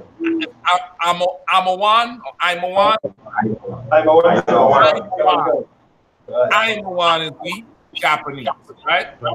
Moab and Ammon, all right? Their birth was after Sodom and Gomorrah, right? Lord come and burn down them 5 cities. Their father, Lot, ran out of Sodom and Gomorrah with his 2 daughters and his woman. His woman, instead of listening to him, did what? Marched on her own. Gender equality, equal rights, and did not listen to her husband. And turned into a pillar of salt. Right? You woman, you know what I mean? Find a man and listen to him. That's your salvation. That's it. That's how you get saved. All right? She didn't listen to her husband. She died in Sodom and Gomorrah. All right? She died. So that's where we are right now. All right? So give me Genesis 19 and verse 30. 30. Somebody read, quick. Genesis chapter 19 and verse 30. And Lot went up out of Zoar and dwelt in the mountain, and his 2 daughters with him. For he feared to dwell in Zoar, and he dwelt in a cave, he and his 2 daughters. And the firstborn said unto the younger, Our father is old, and there is not a man in the earth to come in unto us after the manner of all the earth. You see how important, even in this story, you could see how important a woman having a man was. Like these sisters, they saw something so horrific where imagine 5 cities are destroyed. 5 cities. You understand? They destroyed and they witnessed the destruction. And they're thinking, that's it. There's no more men. Right? Go ahead. I want to say sisters, they're carnally sisters, not that they're Israel. All right? God. Verse 32. Come, let us make our father drink wine, and we will lie with him, that we may preserve seed of our father. And they made their father drink wine that night, and the firstborn went in and lay with her father, and he perceived not when she lay down, nor when she arose. Right. 34. God. And it came to pass on the morrow that the firstborn said unto the younger, Behold, I lay yesternight with my father. Let us make him drink wine this night also, and go thou in and lie with him, that we may preserve seed of our father. Verse 35. And they made their father drink wine that night also, and the younger arose and lay with him. And he perceived not when she lay down, nor when she arose. Thus were both the daughters of Lot with child by their father. And the firstborn bare a son, and called his name Moab. The same is the father of the Moabites unto this day. Mm-hmm. And the younger, she also bare a son, and called his name Benami. Mm-hmm. The same is the father of the children of Ammon unto this day. All right. So everybody understand that? Okay. Once again, being simple. They could have gone to Lot and say, wait, hold up. So we's never going to have no more men? That's it? There's no more men on the earth? What's going to become of us? I mean, it's just us on the earth. They could have gone and asked. They didn't. They reasoned with themselves and came up with a plan. And the plan was incestuous. You get the point? No. I can't say it enough. Woman, just go get some counsel before you even think. Something happened before you even start going through it. Just call your man or call whoever you report to. Now, after a while of being trained on how to deal with things, after a while, some things you'll be able to handle on your own. But that's after practice of, getting counsel and instructions on what to do. But these women here, they didn't do it. And they did something that was absolutely horrible and produced, a thing on it. And produced a thing. Produce what's the minister? Mr. Yetming. Yetming. They produced Anthony Chowlinon. You know who's that, right? You don't know who Anthony Chowlinon is? You better learn that goddamn name. I will never call him Chinese Laundry. I'll never give him that. His name is Anthony Chowlinon. All right. You understand? That's who he is. He's a slanty-eyed bastard. Big and rich in Trinidad off of black people culture. Right? Then married. He used to be with some sister who used to be on the radio. A bad brother. I remember growing up watching her. I used to be like, how the F this damn retarded man get this woman out? I couldn't understand it. I could not understand the shit. Now that I'm old, I do understand. Like I said. Go ahead. Money. Okay, it's a bit more than money, Ark. It's when your people are destroyed, they see value in other people because your own society is so destroyed. Because, brother, he can't speak properly. You can't see his eyes. He got no coordination. He got no skill. Why would you choose him? Only if you look at yourself so low down that this thing is better than you. You understand? It's a psychological thing. That's all it is. The money is true, but it's you get the point. Brothers do it too. Brothers go get some white woman and she be the same size as the fridge. And in your mind, you was like, I love her. You love the idea of laying down with somebody from that race, but that ain't, it's a psychological thing. But anyway, so that's what Moab and Ammon is, right? They're the seed of incest. All right. If you know anything about that, it produces usually when the parents are close in relation. Sometimes it's something else. Sometimes it's a genetic I forget what they call it, not anomaly, but sometimes it happens. Oh Lord, the white man have a word for it. Not selective. It just happens. Go ahead. And sister in the back channel. Oh, Salaki, go ahead, sir. Down syndrome. It's Down syndrome. That's what I'm talking about. But that usually happens when the parents are closely related, right? Closely related. Then white people in the South get a whole ton of talk about that. Everybody always get them a ton of talk about the inbreeding because as a culture, that's what they do. You understand? As a culture, that's what they do, and they make some, stupid children. You get me? There's another thing that happens sometimes when the parents even not related, but it's something genetically that happens still, right? So it could happen normally, and then the chances of it happening is even increased if you and the person is closely related. in terms of like brother, sister, father, mother. You get the point? Okay. In terms of that. Go ahead, Tasso. Like I said, the split lip, that is a direct result of incest, or that is something. The cleft palate.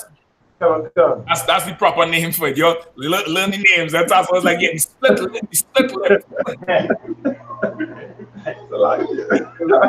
Your lip is split anyway. That's how you can talk.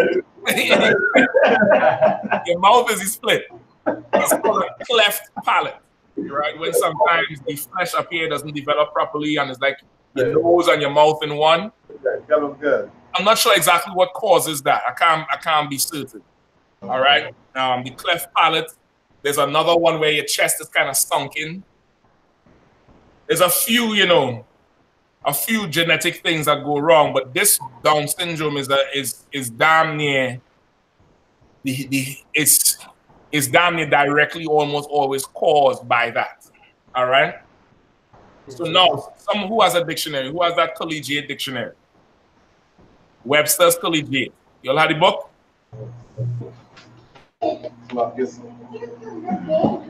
Ah, boy. That's a chance of all the Webster's? Webster's New English Dictionary and Thesaurus. Okay, try that one. There's another one, Webster's Collegiate Dictionary. It's an older dictionary. Look up Mongoloidism. Okay. Look up Mongoloidism or Mongolism. One of the two. Mongoloidism or Mongolism. All right. And of course, from the Japanese and Chinese, you have the Koreans. I think the Koreans is Chinese. I think they still Ammon. Or North Korea is Ammon, South Korea is Japan. I forget. I think them Vietnamese is China. Them Vietnamese is Ammon. I think Korean is Japan. I think that's Ammon. Them Vietnamese, I believe, is China. All right? I believe they Ammon. All right? So you have all them families coming out of that. Those two brothers, Moab and Ammon. You found it? Sir. No, not that, sir. It might be under a different name, like a different. Mongol. Let's look up Mongol. Mongol. Neither.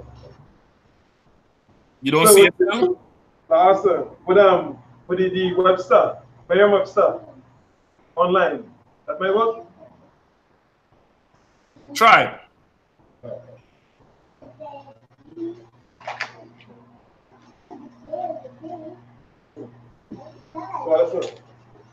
Right. Yes, sir. Mongoloid. Oh, I guess it isn't. Right. It isn't. Okay. So I guess a Mongoloid. First definition of constituting or characteristic of a race of humankind native to Asia and classified according to physical features such as the presence of an epicanthal fold. Say that again? An epicanthal fold. EPICANTHALFOLD. I'm gonna look that up unless I hear it wrong. Epicanthal fold. Say it again. Epicanthal. Okay. Epicanthal. Yes, sir. Epicanthal fold. Yes, sir.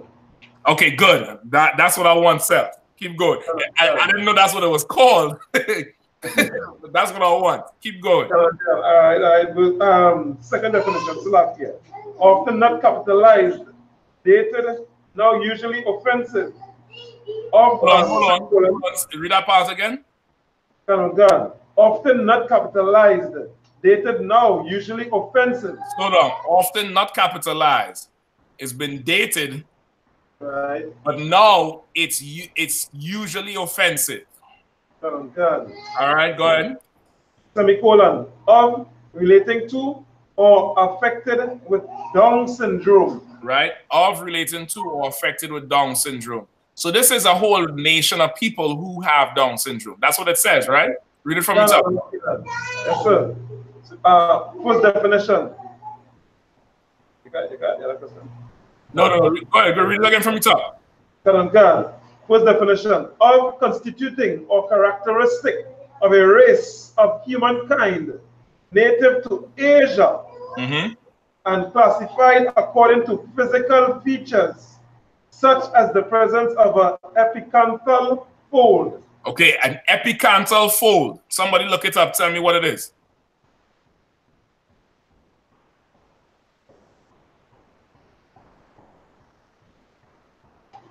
I've been saying it all night. Damn near. I just didn't know that what the hell it was called. I learned something today. Slacker. An epicanthal fold is a skin fold of the upper eyelid covering the inner corner of the eye. All right. It is often seen. Go ahead. It is often seen as a normal finding in very young children and is also common in people of Asiatic descent.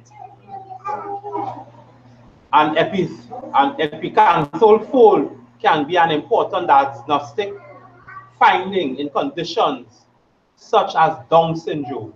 All right. In other words, slanty eye bastard. All right. In other words, that is an extra fold in the eyelid that, you know, it brings the eye at a different angle. The other dictionary, it tells you the okay, normal people have, okay, see this width of your eye here? Right. It's the same as the width of your nose bridge, as the same as the other eye. Right? With Down syndrome people, the proportion is different. Right? The proportion is different. The eyes have that kind of, you know, that kind of look. There's a whole nation of people with that. This is Moab and Ammon. All the traits of the Down syndrome, the you know, the funny shaped head, the walking, the eye thing, the trouble with speech. So like I said, Moab can't speak for, you know. Moab is, you know, he's Moab. Oh, good. You know what I mean? Go ahead. Other trait you're looking for, or other than Down syndrome, was it cerebral palsy you're talking about? No, a palsy is something totally different.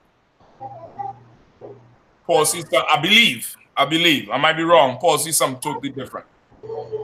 Right? Palsy is something where your brain doesn't develop fully. And because it doesn't develop fully, it affects the rest of your body. You might be able to walk right, talk right, just make sound. Some people are confined to a chair. Right? One of them scientists, the white man, loved to celebrate. I forget his name. He always be in the chair. He can't move, and he pushed the chair in his mouth. I forget his name. Something Hawkins. Stephen Hawkins. Hawkins. I think that's what he had. Palsy. He did. Right? He did, right? Yeah, he's still alive. I don't know. Right? So that's Moab and Ammon. Right? What you look up, Mongolism or Mongoloidism. Look, listen, the only thing we saw was Mongoloid, not Mongoloid. Mongoloid. Right. Mongoloid. Okay, especially in Trinidad, I remember growing up hearing people use Mongoloid in a very derogatory way. Like, you are Mongoloid, meaning like you're right? Even though you don't know, you're smiling because you don't know. Right? When somebody calls you a Mongoloid in Trinidad, it's like, you retarded. Yes. Right? I might say yes. Right? You're Mongoloid. Mongoloid, what's the root word? Like I said, I don't know if the root word is this, but they usually associated with them for some up in name. What's the root word? What is the root word of Mongoloid? Go ahead. Go ahead, Bayath. Mongol. Right. Mongol Empire. Right. It makes sense to you know. That's why they call them the Mongol Empire. Right. It's the nation of Mongoloid. Right. Now, okay, Mongoloid wasn't originally used to describe that people. Mongoloid was the name of the empire. But as you watching that, everybody here have this trait, they're all Mongoloid. Like how people say you are Negro or you have Negroid features. Because now you have the features of Negro people. You are Mongoloid because you look like them Mongols, who is full of Down syndrome. Oh, good. Right? Halfway retarded. Listen, the Chinese man makes something called a nunchucks. That's his weapon. Right. Oh, brother. You have to be a special type of retard to get 2 sticks, tie it together, and swing it around and say, "Hi-ya!" Who you beating with that shit? You know Israelite with that shit. I don't give a damn what. Listen, you could do a kind of behind the back. You one jump kick to chest and you finish. One jump kick. What if he hold you? You know, you ain't growing past 5'5". Not everybody is Yao Ming. You little buck with this little, you know, nigga. A Israelite is going to hold you and fold you up into a damn cookie. You know, you're going to be in the damn soup. You're not no warrior. You're not. That's Moab and Ammon. Right? Go ahead. Yeah, I mean, if you look at the traits of them, even when they're fighting war, they never fight face to face, man to man. Technically, they always engineer something to attack the enemies. Okay, that's what you're going to have to do if you can't fight. You understand? Okay, it's, you ever see, you play sports, right? Right. In playing sports, you had the physical drill, and then you had skill time.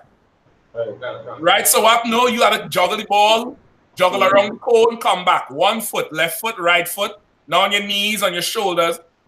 If you drop the ball so up, what you do? No, not if you was with Coachy, you had to do push-ups. Right? You had to do push-ups. Meaning what? What is that trying to? What message is that sending to the team? Don't drop the ball. Don't drop the ball, and if you do, what will happen? Make more push-ups. So now, is everybody going to keep the ball up? Some people do drop the ball. Right. Some people is just going to keep that ball up. It's either you're skillful or you're strong. Strong run over everybody and push down everybody and foul everybody and last the whole game. You ain't going to be that strong, but you're skillful. So that strong nigga going to be running into you and you throw the ball over your head, chuck it between your legs. It's breeding 2 type of people. Moab ain't meeting your hand to hand. So he had to develop, you know, something to beat your ass. You get it? Same thing with the white man. He's not beating your hand to hand. He's not beating your hand to hand. No day, brother, the sight of you terrifies him. The sight of you terrifies him, bro. The sight, I'm trying to tell you straight up and down. Sight of you in the elevator, he might assume you're white because you have on a jacket and a hat. You turn around and he see the darkness. That nigga start tapping the numbers on the side. Getting off right here. No, here. You don't want it with you. You get the point? So it's just that. You know, Moab, he had to do whatever he had to do. You know, Lord be with him. That's his problem. All right? That's his problem. His mothers should have never done that. His mothers should have sought counsel. Instead of taking counsel to themselves, you make a whole nation of, you know. You know what I mean? But Moab writing alone, what the hell is that? Is you trying to draw a house? What the fuck is that? He should is just, you know, he's retarded. He's retarded. Right? Let me give you some more on Moab. Give me Jeremiah 48.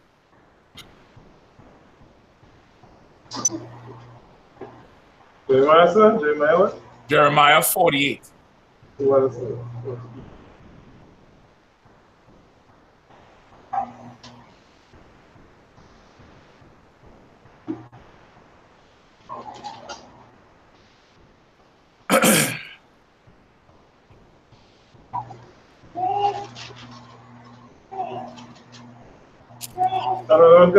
Go ahead. From verse 1? Yeah, let me hear what you have. All right. Jeremiah chapter 48 and verse 1. Against Moab, thus saith the Lord of hosts, the God of Israel, woe unto Nebo, for it is spoiled. Kiriatham, Kiriathaim is confounded and taken. Misgab is confounded and dismayed. There shall be no more praise of Moab. In Heshbon, they have devised evil against it. Come, and let us cut it off from being a nation. Also, thou shalt be cut down, O madmen, the sword shall pursue thee. Verse 3. A voice of crying shall be from Haronaim, spoiling and great destruction. Moab is destroyed. All right. No, this whole thing is a prophecy against Moab. Because Moab have lifted up his head against the children of Israel. And boy, you had to be a special type of proud to be in that condition and raise your head against anybody. You understand? Like, you had to be so proud to say anything about black people. Like, listen, in our worst condition, brother, we better than you. All right. You understand? We way better than you. You understand? Imagine this fool tries to eat with 2 sticks out. It's between his finger. He's not. What the hell is that? You get the point? This is who you're dealing with. You 2 stick. Now he get good at this shit now, but just think about his thought pattern starting to eat with 2 sticks. Moab is an idiot. He's just a stupid idiot. All right, give me verse 7.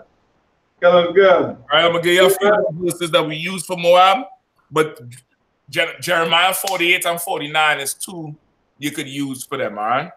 So good. Jeremiah chapter 48 and verse 7. 11. Salakia. Verse 11. Moab hath been at ease from his youth, and he hath settled on his lees, and hath not been emptied from vessel to vessel. Neither hath he gone into captivity.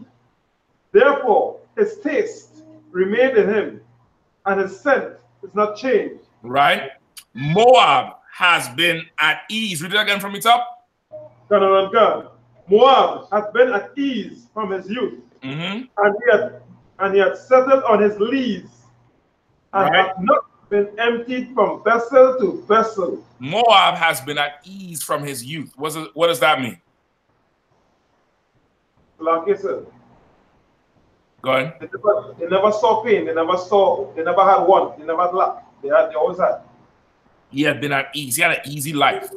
God.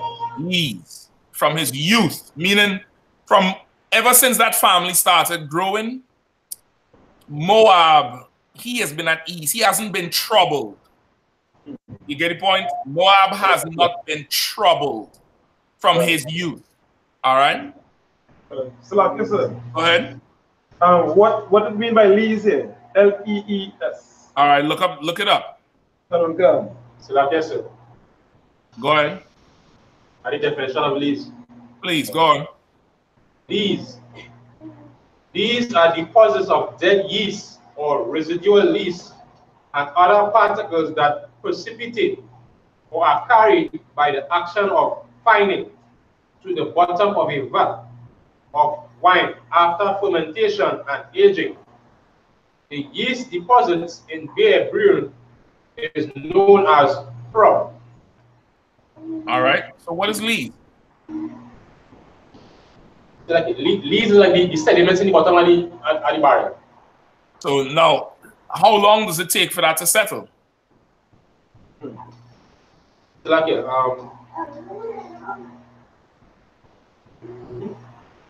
takes a very long while. Sir.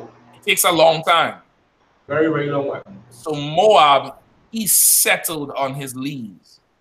Meaning he hasn't been disturbed. Ain't nobody come through there and march. That's why when the British went down there, in I forget what year it was, 1700s or when the Europeans just started going. You know how that movie, The Last Samurai, is based off of that period of time?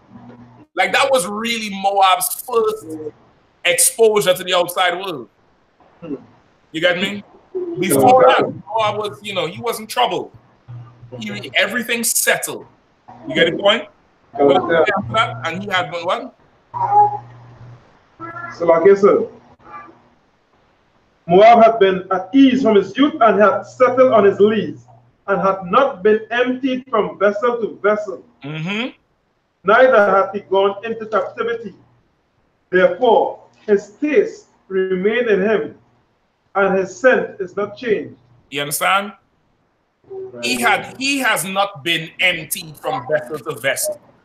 He has not been poured out like us. We've been poured from. We went into the Egypt, went into Egyptian captivity. Then from Egypt went into the Babylonian and the Assyrian captivity. You get me? Then went into the Greeks. Right. In between that, you had the Persian captivity, right under Elam.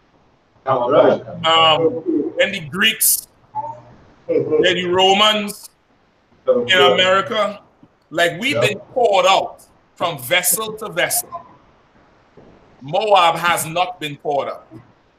Moab retained his authentic. That's why his scent has not changed.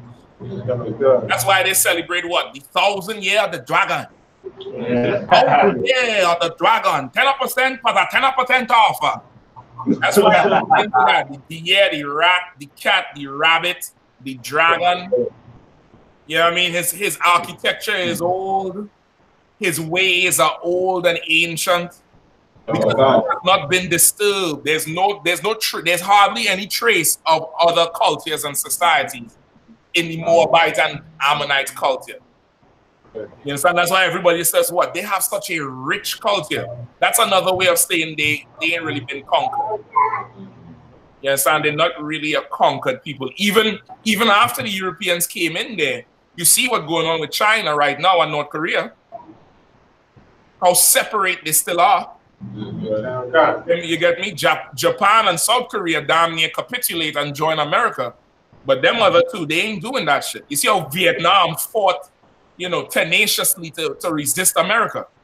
You get me? Because they ain't that.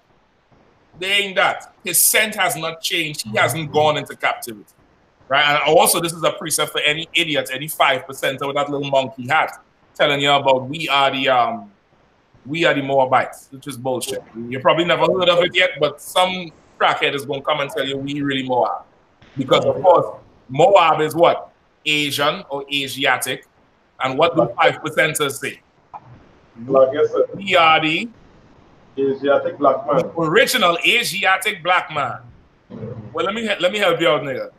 The Moabites are dark-skinned people as well.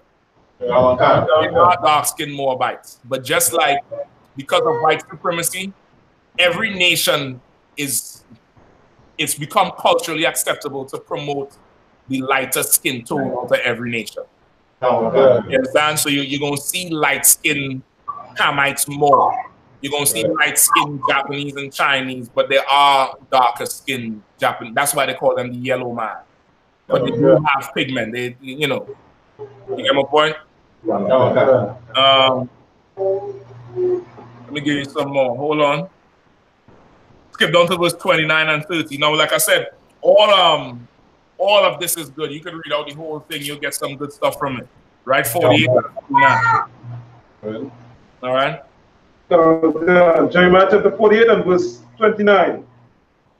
We have heard the pride of Moab. He is exceeding proud. His loftiness and his arrogancy and his pride and the haughtiness of his heart. Yeah, Moab is a proud bastard. Listen, don't take that little dragging foot to it when you go in the Chinese restaurant, how they come in. How can I help you? Can I take an order? Do not take that and think, Oh, hey, how you doing, Miss Sulin? Hey, Sulin, how you doing? Okay. How you doing? Don't take that bullshit and think Moab is so humble. That mother effer is turning around. You see when you take your right, one time top, no spring roll today, no spring roll, When they take your order and they do this thing here, you see when they do that shit. Let me tell you what they're saying. This ugly ass nigga here ordering some fried rice again. Yeah, you know this ugly woman don't cook. Yeah, give me the usual shit, fried rice and what the meat that fall on the ground. Get that to him. 5 minutes. Okay. I'm telling you straight up, man. That is Moab and Ammon. That's why you see all them cases in New York where they was whooping them sisters' ass for the hair in the nail salon. Right. Because all that, okay, I do it for you. I do it to $5. All that humble shit is a front. Moab is a proud bastard. He's a proud bastard and to not be respected at no time. Again. Verse 13. I know his wrath, saith the Lord. No, read it again. Read 29 again. Slakia. Verse 29. We have heard the pride of Moab. He is exceeding proud. His loftiness and his arrogancy and his pride and the haughtiness of his heart. I know his wrath, saith the Lord, but it shall not be so. His lies shall not so effect it. You understand? Listen, we know his pride. And the Lord say he knows his wrath.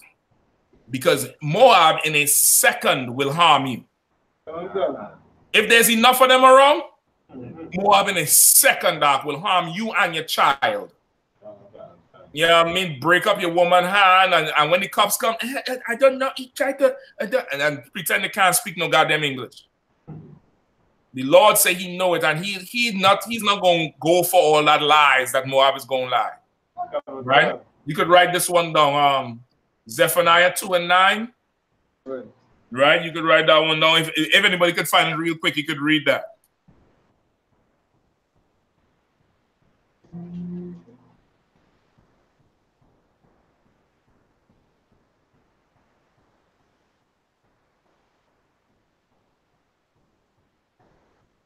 Right? You have it? The book of Zephaniah chapter 2 verse 9. Therefore, as I live, saith the Lord of hosts, the God of Israel, surely Moab shall be as Sodom, and the children of Ammon as Gomorrah. Even the breeding of nettles and salt pits, and a perpetual desolation. The residue of my people shall spoil them, and the remnant of my people shall possess them. You understand? Like Moab is going into slavery. Moab is going into slavery. Why I wanted to bring this out?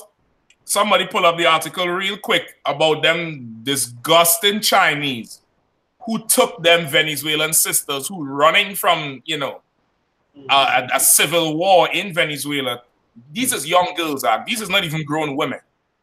These was 14, 15, and 16-year-olds. These Moabites in Trinidad, these Chinese in Trinidad who have some Chinese restaurant. Took, I think it was about 15 or 20 of them young girls and locked them up in the back of the restaurant and forced them into prostitution so that they could stay and not go back to Venezuela because Venezuela is hell. But somehow that's not on the news. Somehow that's not you know, that's not big news. You know, I ain't see Gary parade them around. You know, Gary Griffith, you know, chief of police. I ain't see him go in there with his SWAT team and lock them down and put them and hog tie them and put them face down on the ground. I ain't see him walk around with them and ask them for, you know, their immigration papers. They hide the identity of them Chinese people and they swept it under the rug. And then they release a statement saying places not to go in Trinidad, Sea-Lots, Laventil. Let me tell you something, your children and your women are safer in Sea-Lots, Beetham, and Laventil than in the Christian church, the Muslim mosque, and a Chinese restaurant. Straight up and down, they're safer there. All right? Get the article from me. Who have it?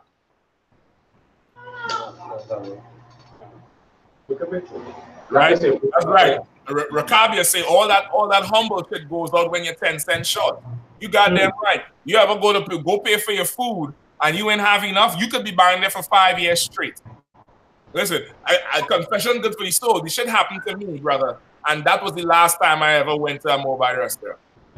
This shit happened. Listen, there was a spot right here in DC I used to go to for years. And okay, it had to be the Lord showing me something, because after a while I was like, damn, this little slanty-eyed bastard who used to be doing ABCs on the corner table is taking my order now. That's effed up. Yeah, let me get number 7 fried wings and fried rice.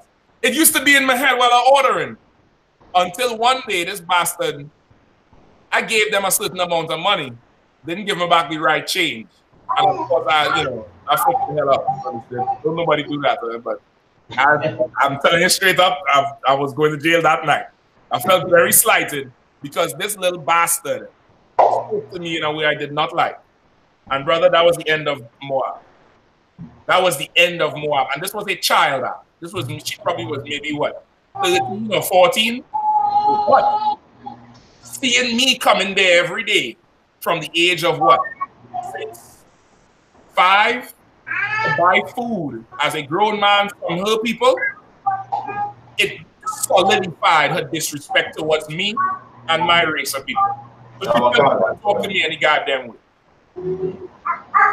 Let's just say she had some, some hot sauce and stuff to clean up after. I went off. I was a young man then. I was a young brother. I totally lost it. Because Moab is a bastard, a total bastard. Who have the articles from? Who have it? Come on. I have a story here. Go ahead quickly. It's one of the aftermath stories.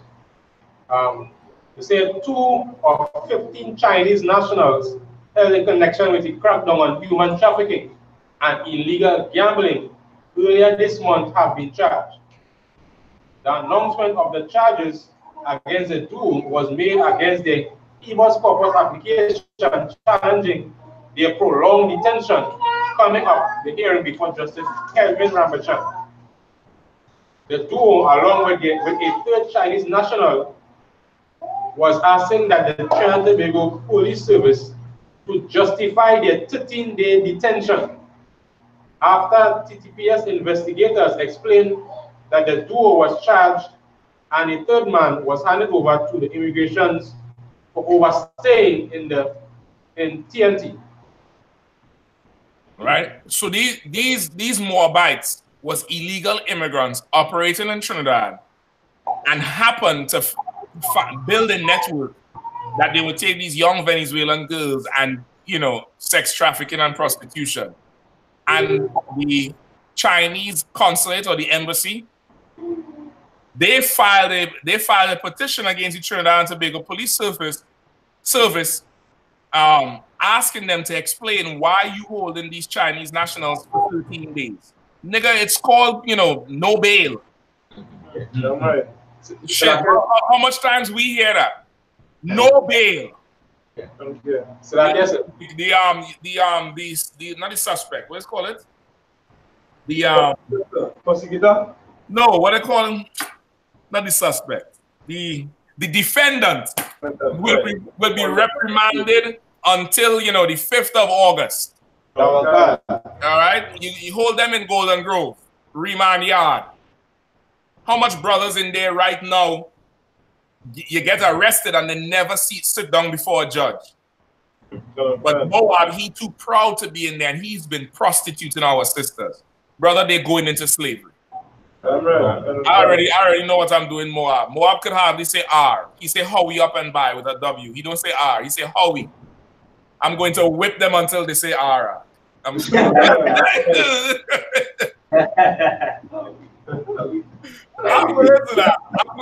listen. Moab is going to have some special to say every morning on my plantation. It's going to be, rip right, rip right rice right now. brother, and they're going to be with why we now. It's hard. I'm going to punish Moab, brother, because now listen, understand how Moab is treated and talked to you in this story. Think about what they did to them young girls. Just think about it. Like I said, Moab himself is a sexual deviant. Moab is listen, Moab have a whole Chinese cartoon called hentai. It's like cartoon, it's like a kind of pornographic cartoon, but the woman is kids in them school uniforms. yes. Oh, God. Moab is a sexual deviant. That's why he took them girls so goddamn long. Listen now, there's grown women. I'm not saying prostitution is right, but shit, there's grown women coming across the border. You get the point? They let in Villa and that's down, take all the damn grown women out and Copacabana. There's like no problem. I take the little one, the little one, because you're a bastard. You're going to go into slavery. Go ahead, Tazo. So I guess if I'm mistaken, the youngest was, and that's probably at that time, was 14. There was indicated on the paper. 14. 19 years old. Listen, I heard it too. I heard 14. And listen, if I know anything about the government and them Moabites, they probably were younger ones, but they hid it. They hid it. They didn't even want to say the names. They didn't want to show no pictures. They didn't even show you the Moabites who they arrested. They treated with utmost respect. And listen, I ain't supporting Prezi. And what's the other one? The other brother. Prezi's going to beat them, right? Prezi and Berkey. I'm not supporting them. I don't know them brothers from Adam. But you disrespected them men when you went to arrest them. You walked them men out half naked there back. Stormed their house. Their daughter sleeping half naked and was subject to searches by grown men. But these damn Moabites who running a prostitution with 14-year-old Venezuelans who are political refugees. That is United Nations sanctioned crime. That's it. Refugees. You prostituting them and you get all that respect?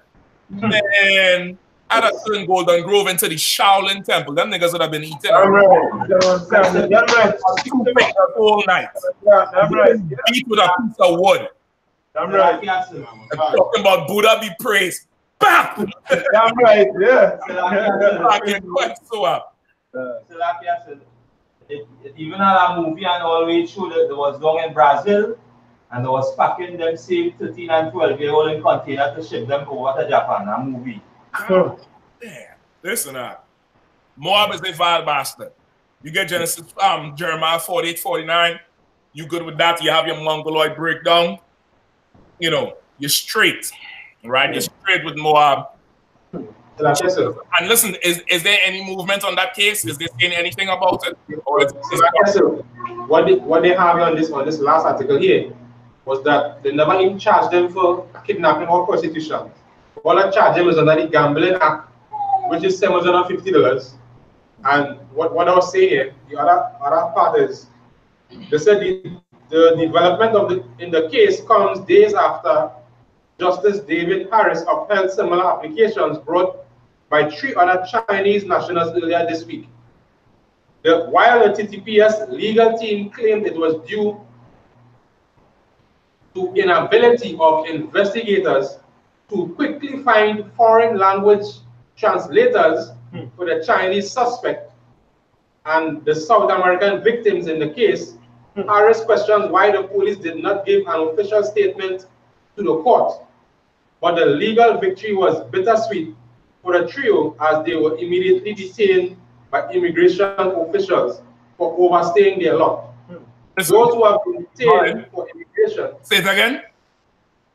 Like I said, they say those that have been detained for immigration offenses may still be charged when investigators complete their probe into human trafficking.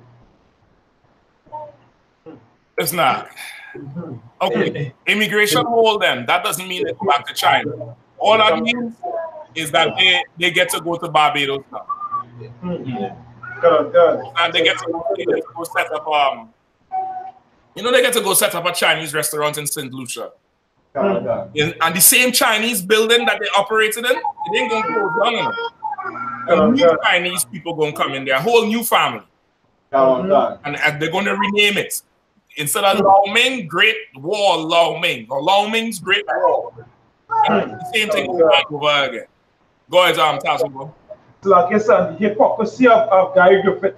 That homosexual and disgusting, filthy animal, right? But say to the people and them that they have to watch who they lease the place to. They never name the people on the list.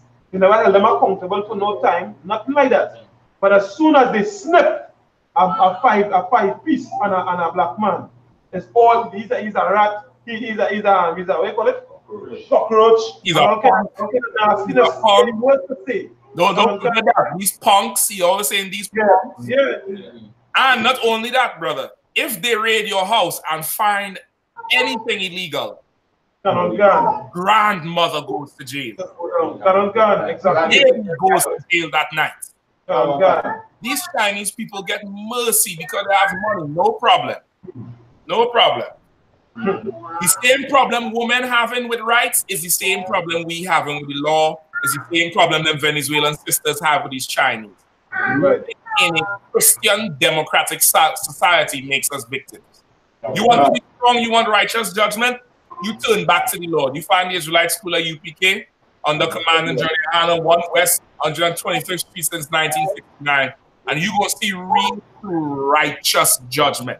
Right? I want you to give yourselves a hand too, brother, because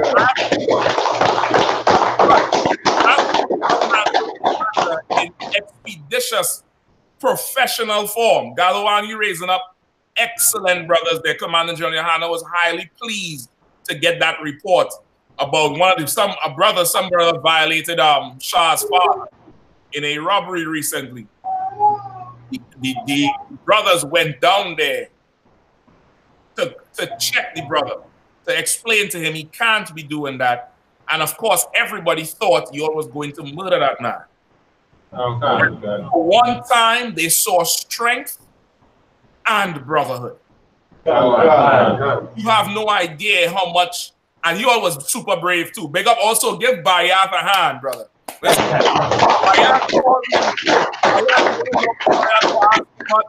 He try not to be a bother. That's my brother right there. Bayat called on the phone, brother, and I could hear it through the phone. He's like, nah, we had to do something about that. I ain't taking that. And Bayat don't talk like that normally.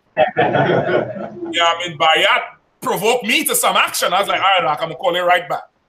You get the point? And you all went down there and spoke to that brother, spoke to his family. Meanwhile, there's videotapes of people hitting people in the teeth on extortion in Trinidad. All kind of violent acts because brothers don't understand righteous judgment. And what you all displayed was absolute strength. You all was courageous as hell, disciplined, and had tremendous brotherhood. Tremendous brotherhood to show that brother mercy when it was so easy to fall on him. You understand? It was so easy to make an example out of him. Instead, you all made an example out of the I.S.U.P.K. for that entire community.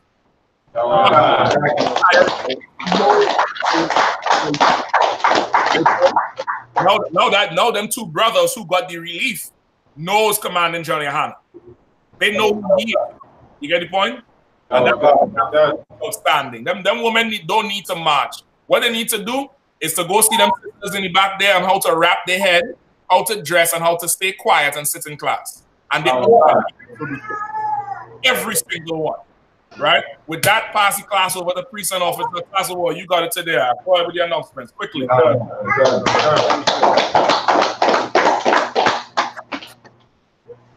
Salaki, hold on. I can't forget SOAP. Galawan tell me, listen. Galawan say, yeah, SOAP hand this self. He really, listen, he make me proud. I ain't lying. Galawan give me a report on SOAP there. I was like, well, goddamn, shit. You know what I mean? Big up SOAP. Get SOAP a hand too, man.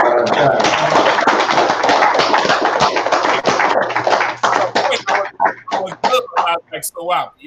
I'm not going there to harm the man. Do not harm him. You hear me out? I have to say it 3 and 4 times because I was like, don't let Satan get in these brothers' head. And you all stayed disciplined and focused and did the task and showed a tremendous brother. It was excellent. Absolutely excellent. All right, Tazawa, you got it. Good. Security announcements. We are the I.S.U.P.K. out of 1 West 125th Street, Harlem, New York, under Commander General Yahanna. New rules for brothers and sisters. When a new brother or a sister comes into the school, they are off limits for 6 months. They are to be saluted only. They are here to shed themselves of the world.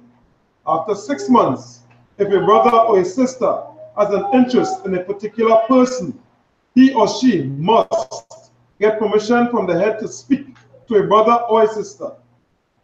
There is another 6 months in which the brother or sister will court each other. After this 6-month period, the brother or sister will get permission from the head to marry. Tithes, which is a commandment. You can find this in Numbers 18 verse 21 and Malachi chapter 3 verses 8 to 10. Means tenth in the Hebrew and is pronounced ma'ashara. 10% of every penny of any increase the Lord gives you, give to the treasury department or teacher. Priest fund, free will offering for priests, not mandatory. Whatsoever amount they would like to give. Upcoming holy convocation.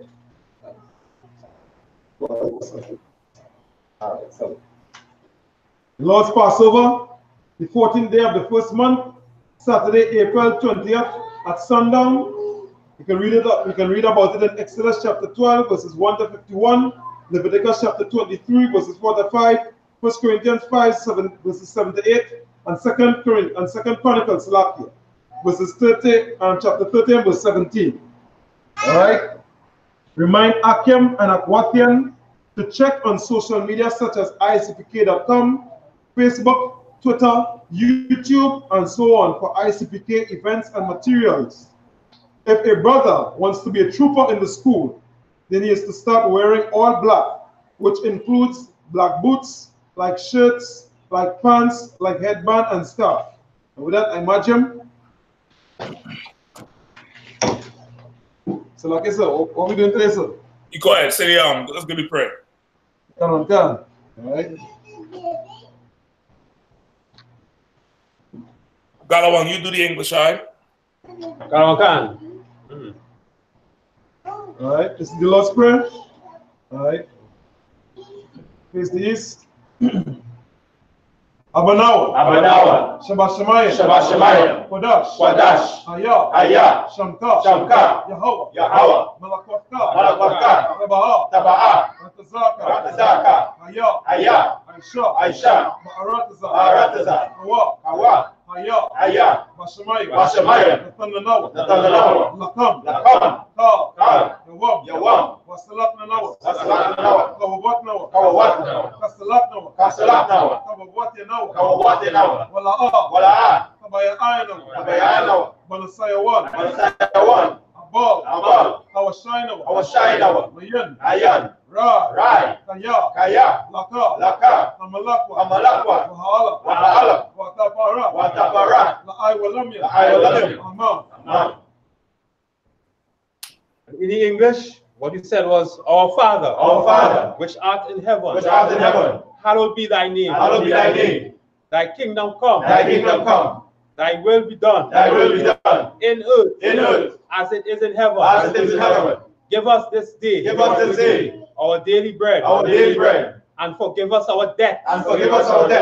As we forgive our debtors. And lead us not into temptation. But deliver us from evil. For thine is the kingdom. And the power. And the glory. Forever. So be it.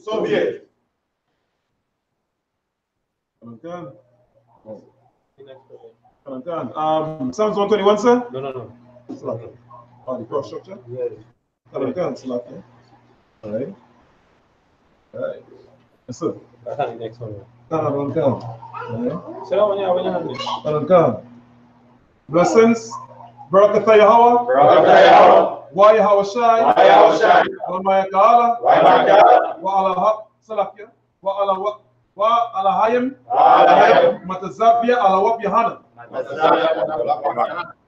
Ha alawapiam. Ha saranyam. Ha kwatazayanyam. Ha kayalayam. Ha kwatiam. Yahweh. Ba'ashem. Yahushai. Tawaraman. In the English, what we said was, bless you, Yahweh. Bless you, Yahweh.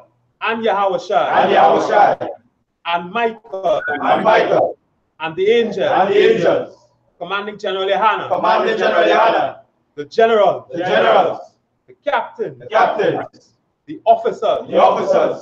The troopers. And the sisters. Yahweh. In the name of Yahushai. Thank you. So be it. Pray for the power.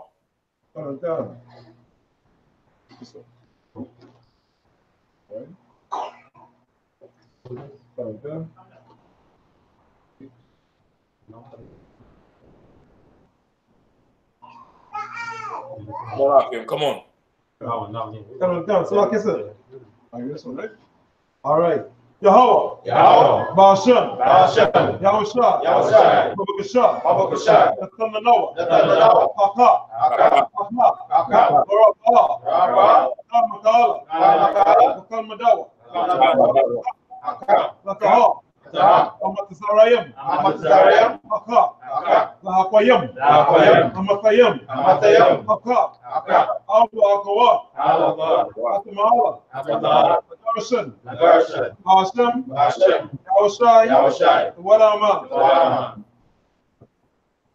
The English, what he said was, Yahweh. In the name of Yahushai. Please give us the power. The power to heal. All manner of the sickness. And all manner of disease. The power to cleanse the lepers. The power to raise the dead. The power against unclean spirits. To cast them out. In the name of Yahushai. Thank you. So be it.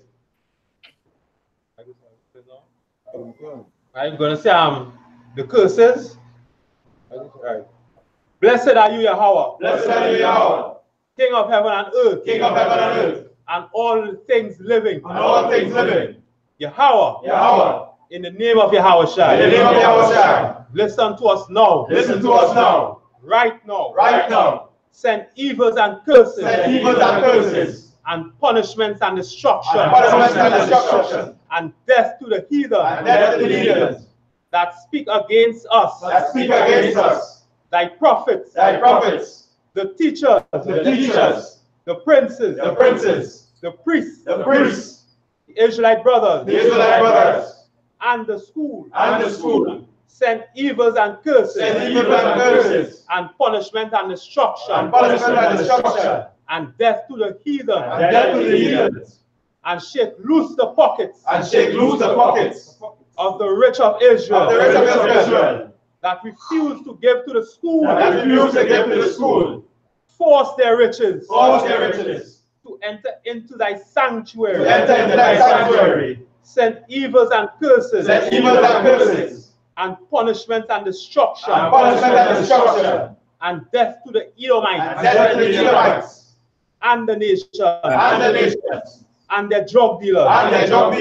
The court system. The prison system. Planned Parenthood. All the governments of our enemies. Amalek synagogues and armies.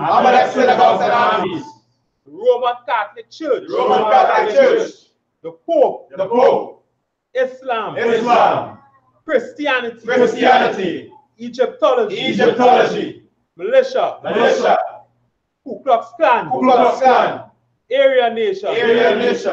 Skinheads. Posse Comitazi. The gay movement. The lesbian movement. Spies. Workers of witchcraft. NASA space program. Army. Navy. Air Force. Marines. Wall Street. Wall Street. Open up the internet. Open up the internet. And the airways. And the airways. The cable access channels. Cable access channels. And the radio channels. And the radio channels. Convict the spirit. Convict the spirits. Of any of thy people. Of any of thy people. That seek to stop us. That seek to stop us. And bring swift death. And bring swift death. To all the heathen. To all the heathen. That stand in our way. That stand in our way. Or try to stop us. Or try to stop us. From broadcasting our words. From broadcasting our words. Throughout the planet Earth. Throughout the planet Earth. Let loose all the terrorists. Let loose all the terrorists. Cause them to go to and fro. Cause them to go to and fro. Through the earth and destroy. Through the earth and destroy. Cause the terrorists. Cause the terrorists. To come against America. To come against America. And destroy them. And destroy them. In their strongholds. In their strongholds. Let America shake. Let America shake. At the hands of the terrorists. At the hands of the terrorists. Let Yahweh shine. Let Yahweh shine. Michael. Michael. And Gabriel. And Gabriel. Come down with the flying saucers. Come down with the flying saucers. And kill all the heathen. And kill all the heathens. That come up against us. That come up against us. As we speak thy word. As we speak thy words. Cause it to be known by all. Cause it to be known by all. That it is the angels. That it is the angels. That have done it. That have done it. Cause it to be spread. Cause it to be spread. Through the media. Through the media. Throughout the whole world. Throughout the whole world. Cause them to shake at thy coming. Cause them to shake at thy coming. In the name of Yahweh Shai. In the name of Yahweh Shai. Thank you always. Thank you always. So be it. So be it. Yeah. All right. You pray to bless Israel. Yahweh. Yahweh. Ba'ashem. Ba'ashem. Yahweh Shai. Yahweh Shai. Baraklanawa. Baraklanawa. Shalom. Shalom. Wabayat. Wabayat. Sapari. Sapari. Barak. Barak. Abba. Magan. Magan. Magan. Magan. Go ahead, keep going. Ba'ashem. Ba'ashem. Yahweh Shai. Yahweh Shai. Wadaman. In English, what he said was, Lord, Lord. In the name of Yahweh Shai. In the name of Yahweh Shai. Bless us. Bless us. And Israel. And Israel. And the school. And the school. Bless. Bless. Heal. Heal. Shield. Shield. Protect. Protect. Our loved ones. Our loved ones. In the name of Yahweh Shai. In the name of Yahweh Shai. Thank you. Thank you. So be it. So be it. Right. Individual, you're going to give one courtesy salute to the teacher. Individual, Amajim Shabbat. Amajim Rock. Yahweh Hashem Yahshai Brakatham. All right. Sir, Salakia, Yajimata. Sir, then the business says. Individual, we're going to give the sisters a courtesy salute. Amajim Salakia. Amajim Shabbat. Amajim Rock. Yahweh Shemai Latan Ba'ashem Yahushai. Yajimata. Dismiss.